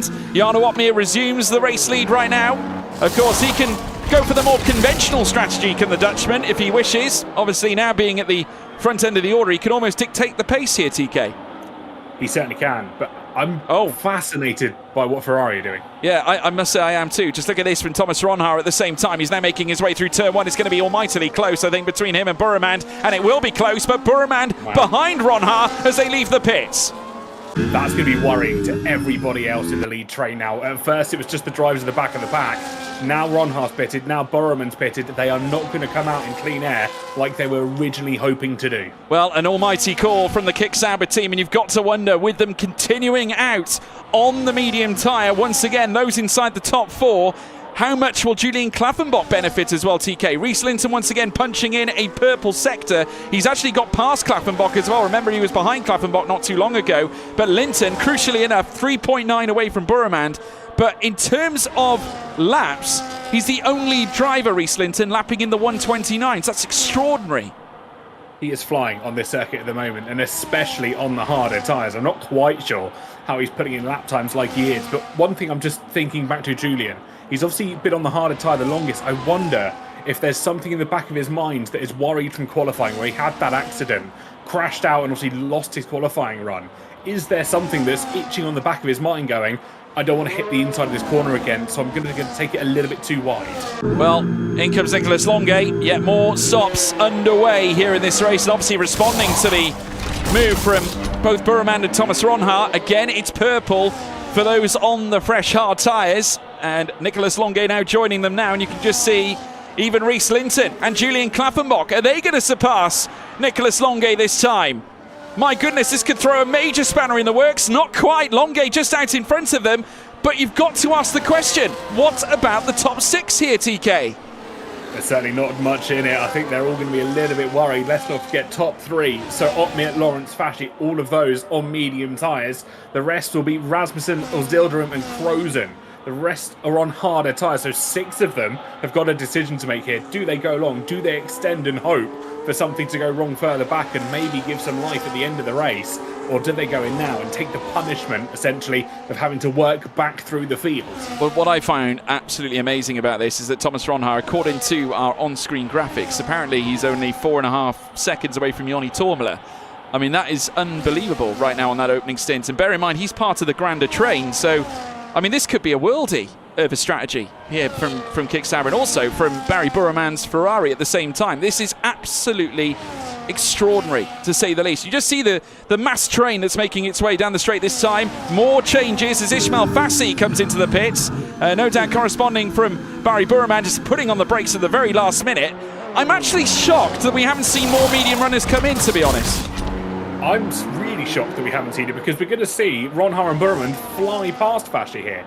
Yeah, we are. Medium runners, knowing they're going to get swallowed up. Well, look at this, and again, it begs the question, what about Rhys Linton and Julian Klaffenbach as they come through in towards turn one? There is Fassi, in comes now Rhys Linton, who is now very much involved inside the top 10 now, if you talk from a net standpoint. This is a really compelling strategy test between every single driver on this grid rostrum, as now Jarno Opmeer makes his way through the first hairpin. Out of the two, of course, that we have at either end of the circuit, Opmeer, Lawrence, Berejnay, Pedreño, Manley, your top five right now. Klaffenbach with a 3-second time penalty for the multiple warnings as well. He had 3 under his belt, and now the stewards in-game have penalised him. Yeah, that's unfortunately what happens when you extend the track limits just one too many times. You get a time penalty to your name, but running at the back, it won't necessarily be the worst of the situations at the moment. He's got time on his side, but also maybe trying a few different situations for Sauber to try and work his way through. Yeah, well, Rhys Linton now can perhaps throw Julian Klaffenbach to the back of his mind, though that being said, Klaffenbach's going to do his damnedest with what he's got out in front of him. He's going to put the penalties to bed at this stage. I mean, they still have a great chance here, do Linton and Klaffenbach, with obviously the nature of how these hard tyres are performing on their second stint, as they now race down through towards the final hairpin once again, and then down the long straight. Still no movement at all from Jarno Opmeer or Otis Lawrence. And whether that means that they have more to offer later on, whether they think that these hard tyres will die off eventually, we're going to see Linton and Klaffenbach once again go wheel to wheel. This time Klaffenbach surpassing Rhys Linton and back into 19th as he was before. Obviously Linton will want to ensure that the pace is kept up, because they're trying to close back to the rear of Ismail Fassi to restore the train right now. It's interesting to see what Jarno Opmeer is doing here, because he's trying to extend the mediums as long as he can. And obviously you said this, to have essentially a fighting chance at the end of the race. And I'm looking at the data that we've got available to us. That crossover between the medium and the hard tyres, if Jarno and, say, for example, Berejnay pit at the same time onto opposite tyres, it would only be 4 laps until the hards become the more powerful tyre of the two. Yeah, well, I mean, I'm just looking at this now, and the threshold between Thomas Ronhaar, the delta between Ronhaar and Tormela is now within 2 seconds. The train is reforming, and you're including a huge array of drivers that have already pitted onto fresh hard tyres. It really is bizarre as we now watch them come through the final corners this time. The question is, can the group inside the top 14 harness something when they come into the pits? Otis Lawrence, I think, thinking about a stop. I'm not quite sure. No, not quite. Was almost selling the dummy to his own teammate Danny Berejnay. It's Alpine 2 and 3 right now as we see Joris Krozen come into the pits. We do have another pit stop underway, and Krozen's now going to be coming in, the second of the 2 Hasses to come in for a pit stop, and it's off the all medium tyres and onto the hards, TK. Yeah, expected stop there for Krozen, probably roughly around what they discussed prior to the race, even kind of going green flag racing, because they stuck to that strategy. They'll have the tyre advantage at the end. One thing I wanted to just note on, I don't think that was Lawrence maybe trying to bait out his teammate. I think that was actually just covering off Opmeer in case he did decide to dive in at the last second. Yeah, probably wanted to respond, because obviously it's more key to really watch what Opmeer's doing really on part of Otis Lawrence. They have a great chance here to Alpine of not only taking a win, but they've got 2 drivers in a very opportune position, and they will have fresher rubber than all those that made early stops onto the hard. So we'll see how this goes. Obviously Berejnay there as well. I mean, Alpine can afford to play the team game here, TK.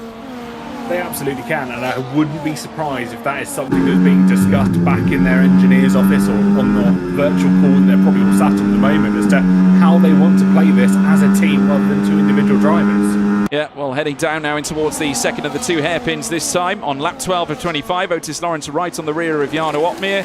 Now, do they decide to change tyres this time? We're now keeping our beady eyes on them. Jarno feinting to the inside, will come into the pits, and Otis is following him. So there we are, decision made. And this time, no penalty for the Alpine coming into the pits. So a great chance now. We're going to see this all unfold, but just how much time are they going to lose with all those drivers that have already pitted making their way past? Of course, at the moment, leading that train will be Thomas Ronhaar, who now makes his way through turn one. But where does Opmeer and where does Otis Lawrence come out? They're going to come out behind Joris Krozen, who's already pitted, I'm sure, wheel to wheel. Are they? No, Krozen side by side with Otis Lawrence. They come out ahead of Krozen, but in behind Julian Klaffenbach. Still a mountain to climb for our two race leaders on entering the pits. They now leave 17th and 18th. This is really fascinating. They're essentially 7th and 8th over the cars that have already pitted onto a set of the hard tyres. They're going to have a lot of work to do at the moment. Let's not forget the cars that are in front, two of them still in the mediums. That's going to be Freddie Rasmussen and Ulysse Zilderum. They've still decided to go long on a set of the medium tyres. Freddie makes sense, doesn't want to double stack with Jarno, but the UMass not quite sure what was going on because his teammate is still out there at the moment. Maybe they feel that they've got some life left in the tyres. Yeah, I mean, just alluding to our point earlier on, I know Connor's made it again as well in the live chat. You know, they have a big card to play to kick Sauber. They can use Klaffenbach essentially to be the buffer, basically, because they know he's not going to give them anything in this race. He's got that penalty, so they may as well use him for other means and try and, you know, essentially undo the work that Red Bull are trying to pull off here in converting a pole to victory. Remember the last time a pole to victory was converted for Jarno Opmeer here at this track. It was season 30. One of only two occasions it's happened. It could be three this time, as now a thoroughfare of cars now come into the pits with Rasmussen also part of it, also coming in Lucas Blakely. So now we're going to be seeing the rest of the grid unfold and reform now, with still up at the sharp end 6 drivers on their original hard tyres that they started the race with. Opmeer making his way through. He's side by side with Klaffenbach now on the run up through towards turn 3. Here they come. Klaffenbach shutting the door. Otis Lawrence now diving up the inside, coming through turn 3. And Opmeer does not want to allow that. But Lawrence now breaks him down and moves into 12th place. And that could be so integral, so important as we make our way into the final echelons of this race, as now Otis has a look down the inside on Klaffenbach for that P11. Opmeer tried it into turn 1 and he was almost shunted off the track by the Sauber in towards the second corner. The kick Sauber went incredibly deep. Lawrence gets through though as we head in towards the second sector. This is going to be vital for whoever ends up winning this race. Very nice move there from Otis Lawrence. Now sticks pretty much a back marker in between them this time. Of course, Klaffenbach overplaying his hand early. Now it's the turn of Jarno Opmeer to make his way through, and he's done so. P12 here for the Flying Dutchman. The heat now starting to turn up. Otis Lawrence currently sat in 11th, 6.7 seconds away from Nicolas Longuet. Krozen also making his way past Klaffenbach. He's now falling down through the order. These are the new hard runners finding their feet, their tyres up to temperature, now taking the fight to all those in front that are boxed early. The pressure's now on for them. They've got to defend like lions in the closing stages, these final 10 laps that they must undertake, TK. They certainly do. Another handful of hard runners coming into the pits for what will be fresh mediums to see this race out. 10 laps is a suitable race distance to see these tyres. They'll struggle a little bit towards the end. They would have been hoping more towards 8 or so laps for the prime sort of use out of the medium tyres, but Lawrence knows what job he's got to do. 6.5 seconds is the deficit up to Longuet, and over 10 laps he's got an incredible gap to judge. And it was mightily close as well between Petrenio and Benham coming through turn 4 this time. If you just look at those runners that did, of course, make those early stops, Klaffenbach, Linton, all falling through the field now. Linton now into 19th. Klaffenbach now onto another set of fresh tyres. Linton already boxing as well, essentially undertaking that 2-stop strategy here. Joni Tormela also just moving on to a fresh set of hards after starting on that medium compound as well. So Linton and Klaffenbach, by all intents and purposes, out of this race. Absolutely. They've got to almost reconsider where they sit at the moment, maybe try and act as a team player, but obviously we spoke about that the effect of Julian Klaffenbach and how he sort of played into the team. He's dropped right off the order. Has there been an instant with him? No, he came in. He's come into the pits. So that's a second stop for Klaffenbach and a second stop for Linton as well. So those drivers that boxed very early are now in for their second hard compound of tyre. So Obviously, the two-stop is probably not going to work in this case because now we're seeing the rest of the drivers that started on the hard, started to box onto fresh mediums, as now Otmir looks to move past Otis Lawrence again. And it's going to be their job to try and reform as the overall race leaders, as now Lucas Blakely takes the fastest lap of the race. Thomas Ronhaar still out on track at the moment in front as well. So now we've reformed into the standing that we've come to expect. And just because Ronhaar boxed 6 laps earlier to Jarno Otmir, you can see the difference. 5.2 between Otmir and Longay. If you want to know the gap to the leader, folks, obviously right now it is strung out by quite some margin here in this case. And as I'm looking at it, we're talking around 7.4 seconds between Jarno and Thomas Ronhaar. A lot of work to do if he wants to try and drag himself back towards the clutches of a podium, let alone the race victory. But the more that these Ferraris, the Sauber, Ronhaar that leads this race, continue to scrap it out on circuit, the sooner that gap is going to close. And we can see Otmir really starting to reel these guys in, because Longay as well, getting himself involved in that top 4. And overall, you know, the more they battle, the more they slow each other down. It's a negative effect of actually wanting to battle it out this early on. I can tell you that 7.3 gap has now become 6.8, so it's coming in. And I'm telling you now, Ulas Azilrim also showing pace, just went purple in the middle sector. His last lap was a 29.0 though. However, we've seen 28s from Freddie Rasmussen, and in comes Ronhaar. Right, so that's a second stop, TK. What's this all about? I'm not sure. 2-stop it's going to be for both Saubers here this afternoon. Not something I was expecting with 7 laps to go. My goodness, 2-stopper here at Jeddah. Never thought I'd see the like, but Thomas Ronhaar embracing it. Now surely this can't work, TK. We've only got 8 laps to go or so. Especially not on the harder tyres. I would have expected another set of mediums if they had a spare set to run, but maybe he made the decision, he knew how many laps left he had, the tyres were not going to make it until the end, so they made the call early to prevent essentially the call being made for them. Well, he's now 16.0 seconds away from our race leader Barry Burman at the moment, so he is well behind and is now looking to close. But I will say that 16-second gap has now already come down to 15.3, so whether he's just going to go full pelt now right to the bitter end, I am not sure, but I really don't think this is probably the best call made by Kick Sauber right now. Can't help but feel that they've really left themselves open. One of the few teams to actually undertake that 2-stop strategy. Don't see any damage on the car, and there was certainly no wing change. Truly unbelievable. So whether this is just data collection, I'm not sure. Yeah, I'm really baffled as to what's quite going on here, because especially with only 8 laps to go, you'd expect a softer compound. The mediums, as we've seen, do at least 11 to 13 laps depending on race pace. The cars can be lighter, so we could even extend that slightly more. I don't see more drivers going in for the 2-stop here, because yes, Ronhaar pitted a lap or 2 earlier than most others, but I don't think anyone else is going to consider it, because if they were going to, they would have had to done it this lap. They certainly would have. Ismail Fassi now taking over the race lead ahead of Barry Burman, this time Ferrari with a 1-2 in the palm of their hands. So far this season, Burman still yet to take his first race win of the season, so is Ismail Fassi, so a grand opportunity here for Ferrari to mark their first win down this season, as Reese Linton picks up a 3-second time penalty for multiple warnings as well. We now have 3 drivers, all with 3-second time penalties so far, as now they fly down through towards the first hairpin bend, kicking through the first sector and then in towards sector 2 here on lap 18 of 25. Jarno Otmir within a second on Nicholas Longay, as now Duncan Hofflin looks to do battle this time with Jake Benham on the outset. Now, oh my goodness, big crash! They came together on the outset, and once again they make contact. Hofflin and Benham, wheel to wheel. Hofflin goes back through, but there was some clear wall banging there between the McLaren and the Aston Martin. Is there any damage? That's going to be the question asked. It doesn't look like it. Both cars have their front wings intact, but Danny Beresnay will not be concerned about that at all. He's going to want to try and dispatch both cars as quick as possible as he comes through the section that he knows for crashes all too well. Yeah, well, heading through towards the final hairpin this time around. It looks like this time Danny Beresnay is going to look to make the big moves past Jake Benham. It's side by side heading down in towards the hairpin bend this time. The Alpine team have been in furious form this season, but certainly not enough to give Beresnay his first victory of the campaign, but he moves past Benham anyway. And next up will be Duncan Hoffland. And of course, Beresnay does have a lap fresher tyres, those mediums, that I'm sure will be working hard for him right through to the checkered flag. 6 laps to go. It's Fassi, Burman, you're 1 and 2, with Otmir now into 3rd, because he's got past Nicholas Longay. We have a race, folks.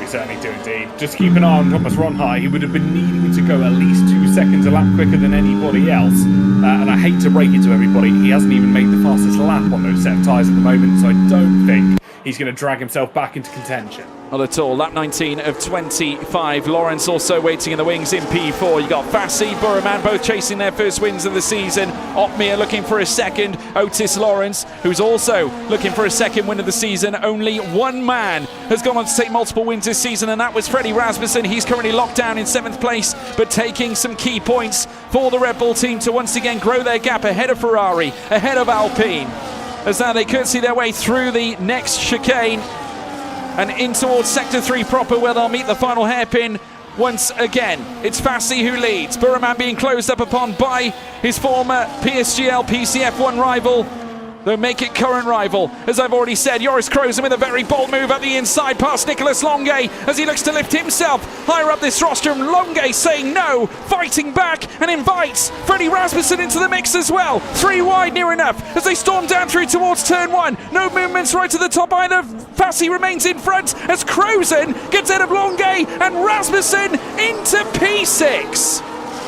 Both Red Bulls absolutely flying here at the moment. They've got to keep their composure though. Nothing too early, nothing drastic is needed. This race is going to come to them. Yeah, they certainly will. Rasmussen on the youngest tyres out of anybody inside the top 6. Krozen on 8 lap old hards. A lap older than Otis Lawrence and Jarno Otmir, but it's Fassi and Burman with the oldest tyres of the bunch. Rasmussen now getting closer to the back of the Haas. A big launch in from Ulas Yildirim as he goes toe-to-toe with Longuet as well. Longuet on 11 lap-old hards. He's in free fall, TK. He certainly is, but keep an eye on Burman though, because he's got a lap older hard tyres. Fassi's only on 10 lap old hard tyres as well. If this is going to be a common theme around the age of the tyres, I think Otmir could be in a prime position and will be knowing what's happening around him. Yeah, it's 11 laps for Longuet, but it's 12 for Burman, which puts him at great risk of being overtaken by the Flying Dutchman. Of course, multi-time PSGL PCF1 champion, 6 times to be precise, and looking for an offended 7th. 7th heaven could be just around the corner for Jarno Otmir. Of course, we still have a whole rest, a full half of a calendar still to bring you before we can bring the curtain down on what I'm sure will be a furiously fast Season 40, as now we see them storm down through towards turn 1 again. Lap 21 underway of 25. Jarno with another look at the inside here on Barry Burman, not yet chancing his arm, but he has got time. The 2 Ferraris, though, are in a power play position, with both of them sitting in the first 2 positions in this classification.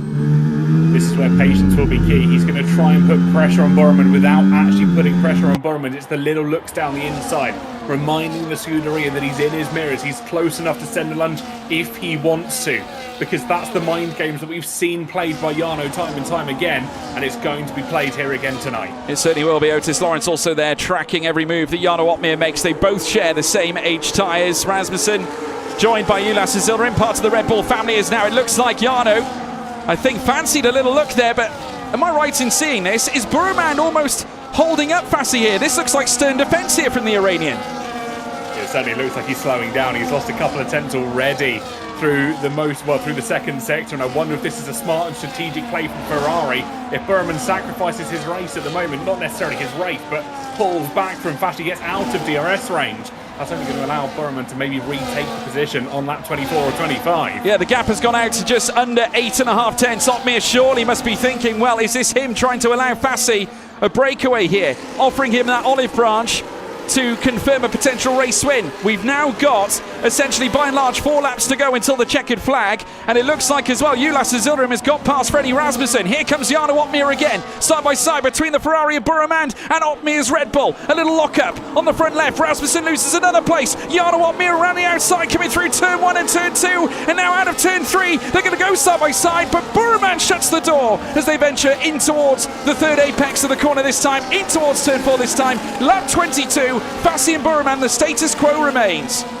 Fantastic defending from Burman, allowed himself just enough time, just enough space to hold that Red Bull behind. It's crucial defending because he knows this is what Fassi needs. We'll head into turn 13. I wouldn't be surprised if we see a lunge here. Oh, both cars thinking about a move. The Red Bull and the Alpine just eyeing up the Scuderia's mirrors, but they're just playing the patience game at the moment. The Knights in shining scarlet, in control of the race here on lap 22. Fassi holding his own at the front, and he's got just over a 7/10 of a second gap to his own teammate in second place. Jarno Opmeer still hovering though, with Otis Lawrence for company. The young upstart looking to take on the seasoned, well, I'm not going to call him a veteran, but he is a seasoned champion. Buremand also a champion, all the way back in season 33. Would love to name himself as a race winner as well once again, but has got to overtake his teammate to do it. Fassi also chasing a first win this campaign alike, as they now come down in towards the final corner, and up the inside from Otis Lawrence as now the Alpine takes on the Red Bull, but the overspeed favouring Jarno Opmeer this time. Surely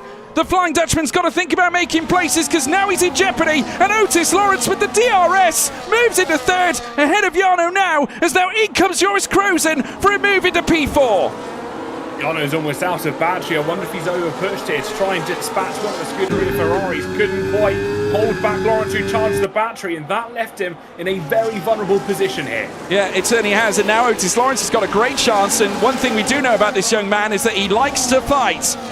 He's a young upstart looking to prove himself. He's joined Alpine off the back of a first season in F1 sim racing with Aston Martin. He's ahead of Jarno Opmeer as of this lap, and with only 3 laps to go, including this one, he could yet enlist himself as a race winner for only the second time this campaign. As they come through out of the first hairpin, they have got a whole backstretch still to come, with a mixture of turns from left to right, chicanes as well to match, and then a final hairpin before they send it on to lap 24, the penultimate lap of the race here at Jeddah. It is still Fassi, 7/10 between him and Buremand.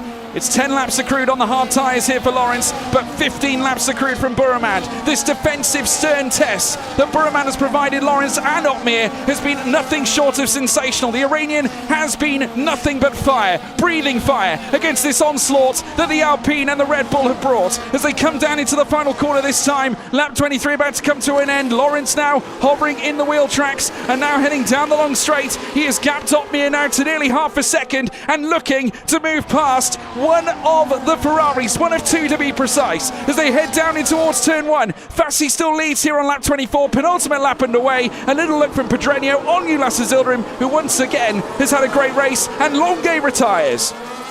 Yeah, decided he couldn't get much more of this race. I was going to say 16 now cars, all within DRS range of each other. It's so close on the streets of Saudi Arabia. Nobody quite knows which way they want to go. Lawrence, though, not letting the pressure slip. That Ferrari, he looks to be stuck to the gearbox as they go through the first sector. They are glued together, nothing between them. Is Otis going to be Gotis here in the final 2 laps, as he has a very, very big look up on Barry Buremand, who put in a half-defensive manoeuvre to try and stop Lawrence's run. The Welshman came a little unstuck there, and it's allowed Jarno Opmeer to come back into this top 4 battle now this time. The Fassi just having the easiest drive. It may as well be a Sunday for him as well. Of course, technically, we do have Grand Prix on Sunday, so my point stands there too. But we're now watching as Lawrence makes his way through the slalom once again. Opmeer just peeling out of the side, well, certainly the line of fire, and now looking to try and close up again in towards the final sector this time. They've got one more hairpin bend to take before they venture onto the final lap. It's Fassi and Buremand controlling the race in the Scarlet Red Ferraris as they come through the final apex this time before opening up the throttle down through towards turn 1. Fassi and Buremand marking a Ferrari 1 and 2. Otis Lawrence knows he must give everything in this final lap to produce something, any semblance of a race win. A podium is in his hands right now, and it will be a return to podium status for the first time since that first race win of the season, dare I say, which was, of course, back at Brazil. He has not featured on the podium since then. Poles have come, but podiums certainly haven't. Poles for show, as they say. Podiums and points for Doe. Jarno Opmeer, though, looking further back, charged his battery. We saw he was suffering when he was running out. He allowed Lawrence past, or more importantly, Lawrence forced his way past. Jarno Opmeer's now charged his battery, has an opportunity to go again, but the corners are dwindling.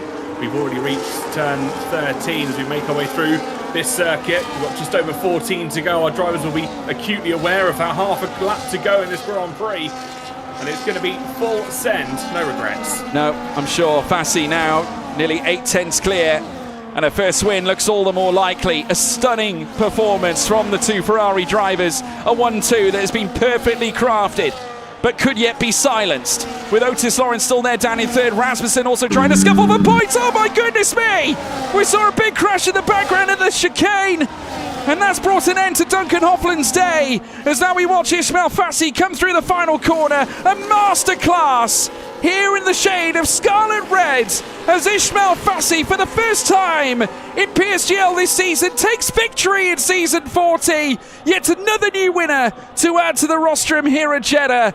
And Barry Burman home in second. A perfect Ferrari 1 and 2. The Knights in shining scarlet have done it again. Have finished ahead of Otis Lawrence, who managed to dispossess Jana Watmir right at the death in the closing laps. And that means that Otis returns to the podium once again for the first time since his win at Brazil. Hard to fathom when you think about it, but a phenomenal result for him. But it's all about the Scuderia here today. Ferrari and their prancing horse sail across the line. It's victory for Ismail Fassi in great style, TK. Absolutely. What a way to win it, and what a race that he has raced here this afternoon. A little bit of help from his team, but in my honest opinion, that's the way the Grand Prix racing sometimes should go. It's a team game after all. It is certainly a team game, and Ferrari played it precisely that way. It's only Fassi's second win as a PSGL PCF1 driver. Of course, we mentioned about his F2 career not too long ago, moving into PSGL PCF1. He battled with Will Lewis for the title. We heard today that Will Lewis was leaving the F1 League racing scene. Of course, he was the champion in F2, but Fassi has risen to the occasion here in PCF1. A race winner here in PSGL for only a second time. First time this season, ahead of Barry Burman as well in second. The two Ferraris sat right at the top of the spectrum here, ahead of Otis Lawrence in third for Alpine. Jana Watmir in fourth, then comes Joris Krozen in fifth, Ulas Azildarim in sixth, Freddie Rasmussen in seventh place ahead of Danny Berejné in eighth, then comes Alfie Butcher, Jake Benham in P10, Alvaro Caraton P11, next up comes Yoni Tormela, Thomas Ronhaar, Lucas Blakely, Reece Linton, Ruben Pedreño, Julian Klaffenbach, and then we lost Duncan Hoffland, Nicholas Longuet, and Tom Manley from the race as well. So, my goodness me, folks, yet more drama here this evening. And again, the championship takes another phenomenal turn. Ferrari registering their first win of the campaign as well, TK, which I'm sure will play a huge part in them trying to close the gap to Red Bull. But still at the same time, big points taken by Red Bull today. May only be fourth and seventh, may not be a podium for either of them, but it's still points. And remember, there's quite a gulf between Ps1 and 2 in the team's title race.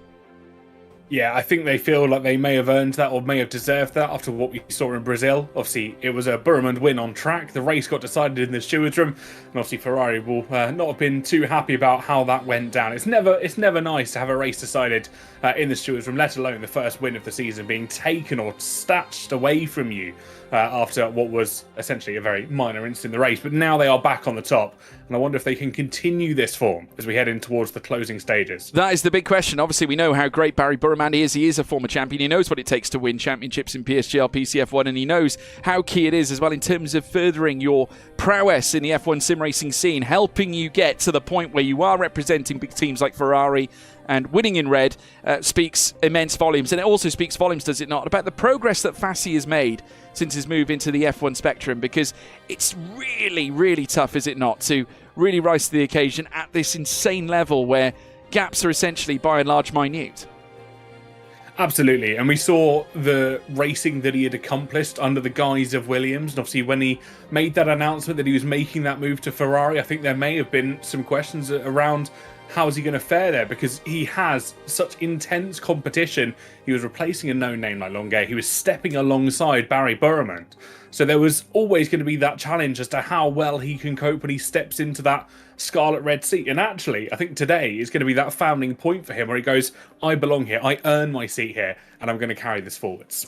Well, I'm pleased to say we got interviews for all drivers here this time, so I think we'll kick things off with our race winner, of course, Ismail Fassi, who now joins us in the commentary box. Ismail, welcome to the winner's circle. Obviously, for the first time on top step of the podium this campaign, your second PSGL PCF1 victory as well. That must be a proud moment and a very well, I suppose, produced strategy by both you and Barry. Team play doesn't get much better than that. A 1-2 for Ferrari. Yeah, very nice feeling, to be honest. I wasn't really expecting a good result tonight. I felt like I was missing quite a lot of confidence in quali. But yeah, the win was mostly thanks to Barry. He did a fantastic job behind. We just swapped so he could save some tires, and yeah, it was just perfect execution from him. Yeah, I mean, it was a wonderfully crafted race. Was there any sort of concern after seeing the early stops made by the Kicksaubers, for example? Because Thomas Ronhaar took a very early jump. Do you think he gambled a little bit with the tyre wear and then all of a sudden worked out that those tyres weren't going to be optimal towards the very end? I was surprised when they beat it that early. We thought that he wasn't going to make it. He was pushing quite a lot when we made it. When I made it to Barry and him. And yeah, suddenly he bit it. I guess he just went for 2 stops. I don't really know. But yeah, it was a race more of saving tires, considering what most of the grid did, because they went quite long. I wasn't expecting it to be like that. But yeah, like I said, we swapped positions so Barry could save more tires behind me. And he just did a fantastic job. He was making a gap in Sector 1. I was pushing Sector 2 and 3 for him, so he would also have a gap in case they were trying to pass him. Yeah, just 1-2. Yeah, I mean, it's been largely a Red Bull dominance this season, obviously, but it's obviously nice when we see other teams come to the furore. Is this a relief to see Ferrari now as a duo on the top 2 steps on the podium? I think I told you already last week, or maybe 2 weeks ago, that yeah, it's still too early to predict what's gonna happen. Like I always say, I'm trying to drag it out of you, Ishmael. We will see, but yeah, it's good to have a 1-2 to win on track. Yeah. Lovely stuff. Well, I'm going to throw TK a question now, if he's got one. I'm going to throw you into the deep end now, TK. Well, I was going to say, obviously starting down in P4, there was a bit of an initial challenge for you to try and get into those positions. Was there a moment that you thought in that opening few laps or so, it's going to be a challenge to pass those guys at the front? They'd shown some really good pace in qualifying. Well, first of all, my qualifying lap was quite clean.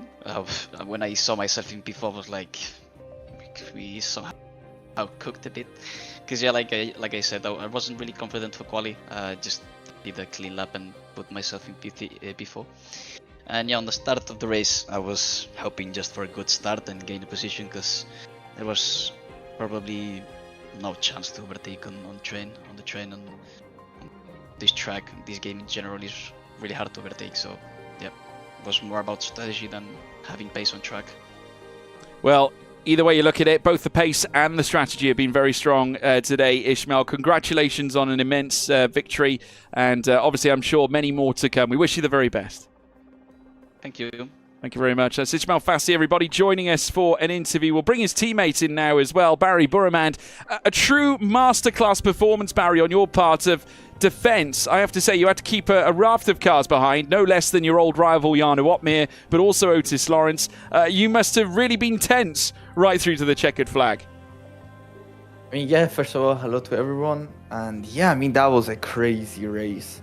Unbelievable. Like the moment I saw Jarno behind me with, like 5 laps, I think, fresher tire, I was like, this is going to be tough and maybe even impossible. Because we all know, obviously, Jarno is quite good in the races, and when you have, because of tire, he has edge over you. So it is quite tough. But I mean, and then me and Isma just tried to play a team game, and then Isma obviously had fresher tires, so he just controlled the pace, drove really well, and always giving me DRS because I was just fully lifting through sector 1 because there's so many high-speed corners, and yeah, the tire was a lot. I think we put it early, so I just have to save like crazy, and probably the whole second stint, even when I was defending, except the last 2 laps, I would say, I was just saving every lap, and I barely made it. Like, it was actually possible, so I get a puncture in the last corner. But I mean, nonetheless, I think that was an amazing race from our team. I'm super happy. I'm happy to get the 1-2. And then really amazing drive by Isma as well, by the way. And then I'm super happy about the 1-2. Hopefully, first of many. Fingers crossed. Over to you, TK. Yeah, you actually brought up one of the points I was going to ask you here. You went 18 laps on the set of the hard tyres. You were the second, essentially, to pit onto those that stayed out on them. Was there a moment that you were worried about a puncture in that final lap, or did you feel that you had it under control? It was like final lap. I started pushing like a little bit through the middle sector, and I heard my engineers going like, no, you still have to save tires. Like you gotta get punctured. And I was like, yeah, okay, mate. And then I had to save again like through the chicane in sector 3 and last corner, just to be safe. You never know, because when you get like higher than a certain percentage is quite risky in general. But yeah, I mean, I'm just super happy. I think we managed the race quite well, and GG's to Otis as well, and obviously my teammate, well driven by him. Yeah, I mean, it was a brilliant performance by both of you, Barry. I mean, it was a tough race to call, and I asked Ishmael, was there any concern with the movements that Kick Sauber were making, because they boxed really early off their tyres? Do you think they were experimenting that two-stop? Because it definitely didn't work. I think it was more largely centred around trying to pull off a massive undercut, was it not? Or do you think it was just them trying to find data? I mean, to be honest, with these races, anything is possible, as I said, like, because I think I remember my last league race was in WR, and when I went quite long on the medium and pitted for hard, I had to pass so many cars, and then I in my head I was like, that strategy is probably really bad. And then for today, because everyone went long, and then then it worked quite kind of well for Jarno and Otis, and then obviously they couldn't get past. But yeah, overall, what I'm saying is it all depends on the scenarios that the race is going. But I think the two-stop should have worked in the races exactly like tonight, when the paces of the top train is quite slow, because we had to save so much tire, and Isma was just always going super slow as well to give me that DRS so I can defend from behind. But yeah, I mean, I knew Thomas going for two-stop because he was ahead of me, and then he was just pushing, and I had to save tire, and I was barely on his DRS the whole stint. He kind of helped our strategy, but I mean, at the end, Jarno catch us. But yeah, I mean, I don't know. It just depends on the scenarios. Yeah, I mean, it's all up to chance, isn't it? But one thing that isn't up to chance is obviously the 1-2 that you pulled off today. Phenomenal job, Barry. Well done, Ferrari. And we'll see you for our next one, which will be Qatar. Yeah. Brilliant. Yeah, thank you guys. Brilliant stuff. Hope you guys enjoyed it. Yeah, have a good one. It was stunning. Thank you, Barry. Thank you for joining us as always. We're going to bring in the Welshman, young Welshman Otis Lawrence, the winner of our very first race of the season at Brazil. Obviously, his first podium since Brazil as well. Welcome back, Otis. It's been a while. I have to say, you've had an action-packed time in recent occasions. We mentioned it a few times on the broadcast. The Alpine misfortune, most notably the penalties you guys received during the pit stops. It must be refreshing to finally break that down and get rid of it here at Jeddah, and now focus on your overall race pace, because as you know, it is strong, and you've been rewarded today with a third place. Yeah, it was a pretty good race, honestly. I'm happy with the result. It's the best I could have done. At the end of the day, I literally couldn't overtake on the brand new hards. I think I was like 5-6 laps fresher than Barry, and I still couldn't overtake. So yeah, no ideal. I obviously wanted to win the race, but yeah, it was a fantastic job from the team. They all did a good job. Qualifying as well was pretty decent. Didn't quite get the lap in. I lost like nearly a tenth in the last sector on my last lap, which cost me pole. But the strong stuff coming so far. Thankfully, our luck is a bit better this race. We haven't had a good last 4 races, so it's fantastic to come back with a podium. Yeah, very, very special performance. I'm going to throw it to TK now for the next one. Yeah, I was just going to say, obviously, as you were heading in that first stint, we saw quite a lot of times you almost following Jarno Otmir heading in towards the pits, covering off if he decided to dive in at the last moment. Was the plan at that stage always to follow him in, or was it kind of a wait to see what he does on every specific lap? We was reacting a lot, to be fair. It wasn't always just to, follow Jarno. There's lots of variables in the race, so when I saw it was just me and Jarno in the front and the mediums, I was like, I'm just going to follow Jarno in. I could sit behind him and just save my tires like crazy and wait for him to burn his battery to try and get past the Ferraris, which I did, and I caught him napping and he had no battery left. So spam my battery, got past P3. Overtaking Jarno was one of the hardest things, so I'll take that. Yeah, I mean, it was a great move on Jarno Watmir, and you were close to the back of the two Ferraris. Was it a case you just could not get past? Was it the dirty air perhaps being a factor as well at the same time? I know there's been lots of complaints around that, but at the same time, I suppose maybe it was the Ferrari mechanics of Ishmael providing the DRS tow for Barry, just keeping you at bay? Yeah, it was just mainly the dirty air. It's quite big on this game, so you really couldn't get close through the crucial parts of the lap, which, you know, is what it is, I guess. You know, I'm not sure if it's going to get fixed, but I have no place to speak on that. The main thing is focus on the race I did. And yeah, this is a good track for me anyway. So yeah, I was hoping for something like Esports V2 with me and Jarno last lap again, but it didn't happen this time. It was close. It was close. I mean, yes. What's the aura been like, though, Otis? Obviously, Nathan Tager's come in. He's essentially taken over the team boss role. I mean, by and large, a brand new team at Alpine now, and obviously you've just joined them off the back of racing with Aston Martin last season. What's that dynamic been like with the, you know, essentially a team being uprooted, out with the old, essentially in with the new? Like everything you've got now at Enstone is basically all brand new, is it not? Yeah, pretty much. We've got a brand new team, I think, since last year. So, you know, everyone's learning, especially from the mistakes that we've done and I've done in the last few races. And, you know, it's a good thing that we've came back stronger today. The team dynamic is super good at the moment. We're all working hard. We're all working good. It's a good dynamic. Everyone's, you know, laughing about and everything. Is quite a good environment. And, yeah, I'm really happy I'm here. Yeah, well, I tell you what, you did a cracking job back on the podium for a second time this season. I'm sure there'll be more to come. Otis, congratulations on that P3.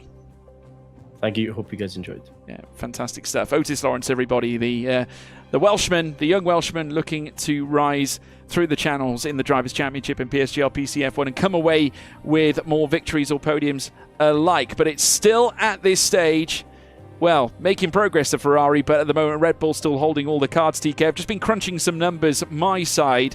Jarno Watmir still championship leader, of course. Has actually grown the gap to Freddie Rasmussen at this point, as we would have expected. Rasmussen finishing down in 7th at the end of that. Just want to note as well, Thomas Ronhaar finishing fast, got as high as 13th after that second stop onto that fresh set of hard tyres. Yeah, I think it was unfortunate for Ronhaar. I think he pitted just a lap too early onto the harder tyres on the first stage. If we're doing to Mass, he would have had to do 19 laps on a set of the hards, and Barry did 1 lap less. He said he was struggling with puncture range as he headed onto that final lap. So I think the difference of 1 lap was really that telling story there for the Kicksaubers at the end. Yeah, no question. Obviously, at the moment now, Ferrari taking the victory here today. I mean, obviously, Otis Lawrence finishing in 3rd. You get the feeling that Alpine are making that progress. They're finding their feet again.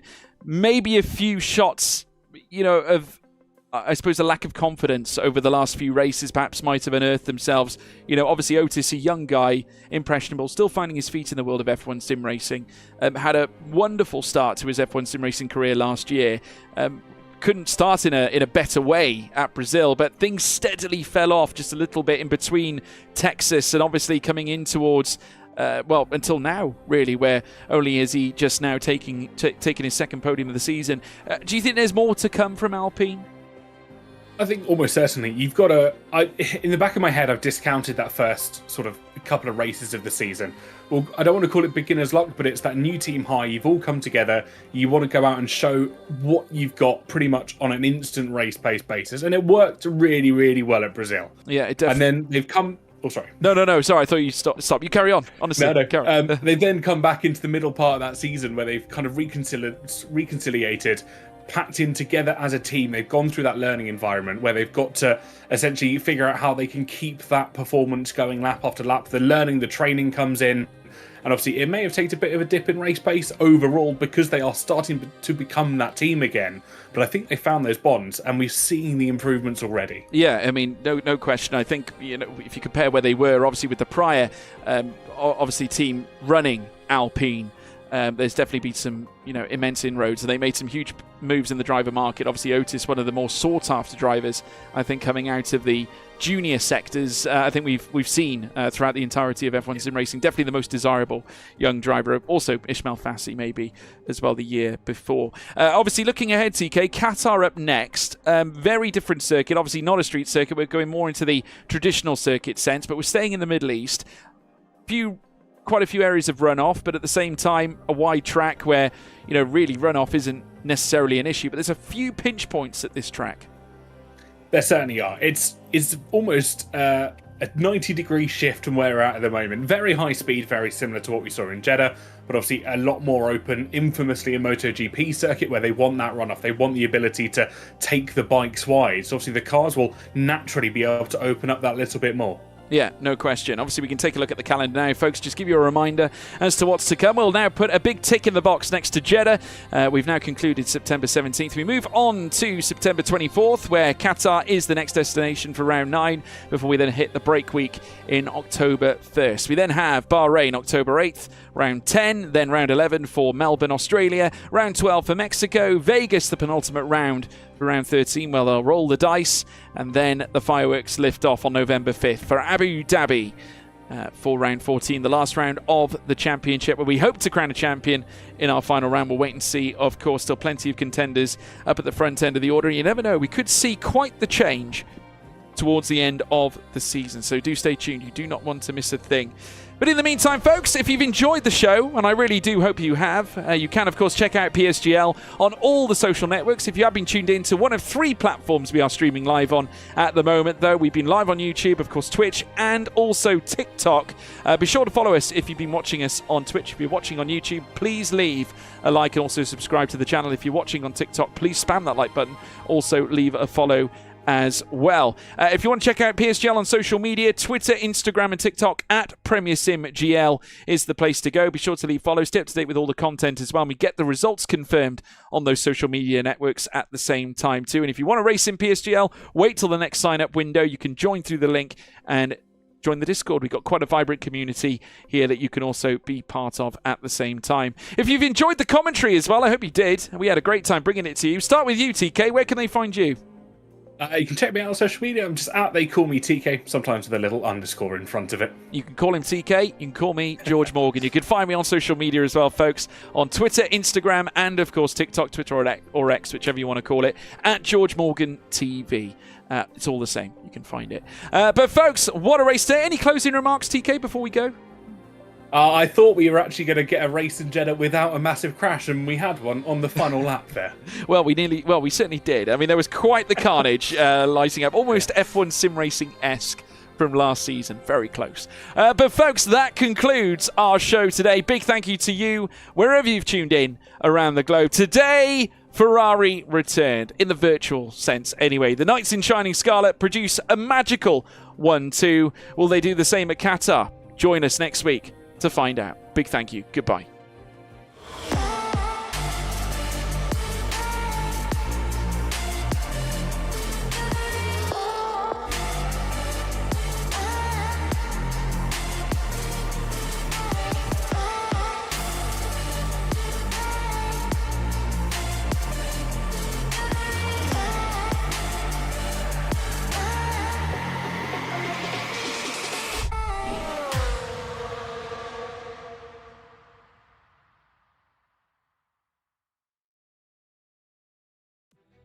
PSGL is brought to you by Sim Racing Setups. Get your pro setups, unlock extra performance with the Pro F1 25 car setups created by the drivers in PSGL. Esports and stable setups for every track, quali, race and wet setups, optimal race strategies, free meta setup updates, as well as created by drivers racing in PSGL, pro support and compatible with Xbox, PlayStation and PC. All setups just $49.99. Get them from simracingsetup.com and use code PSGL for a 5% discount. See you on track.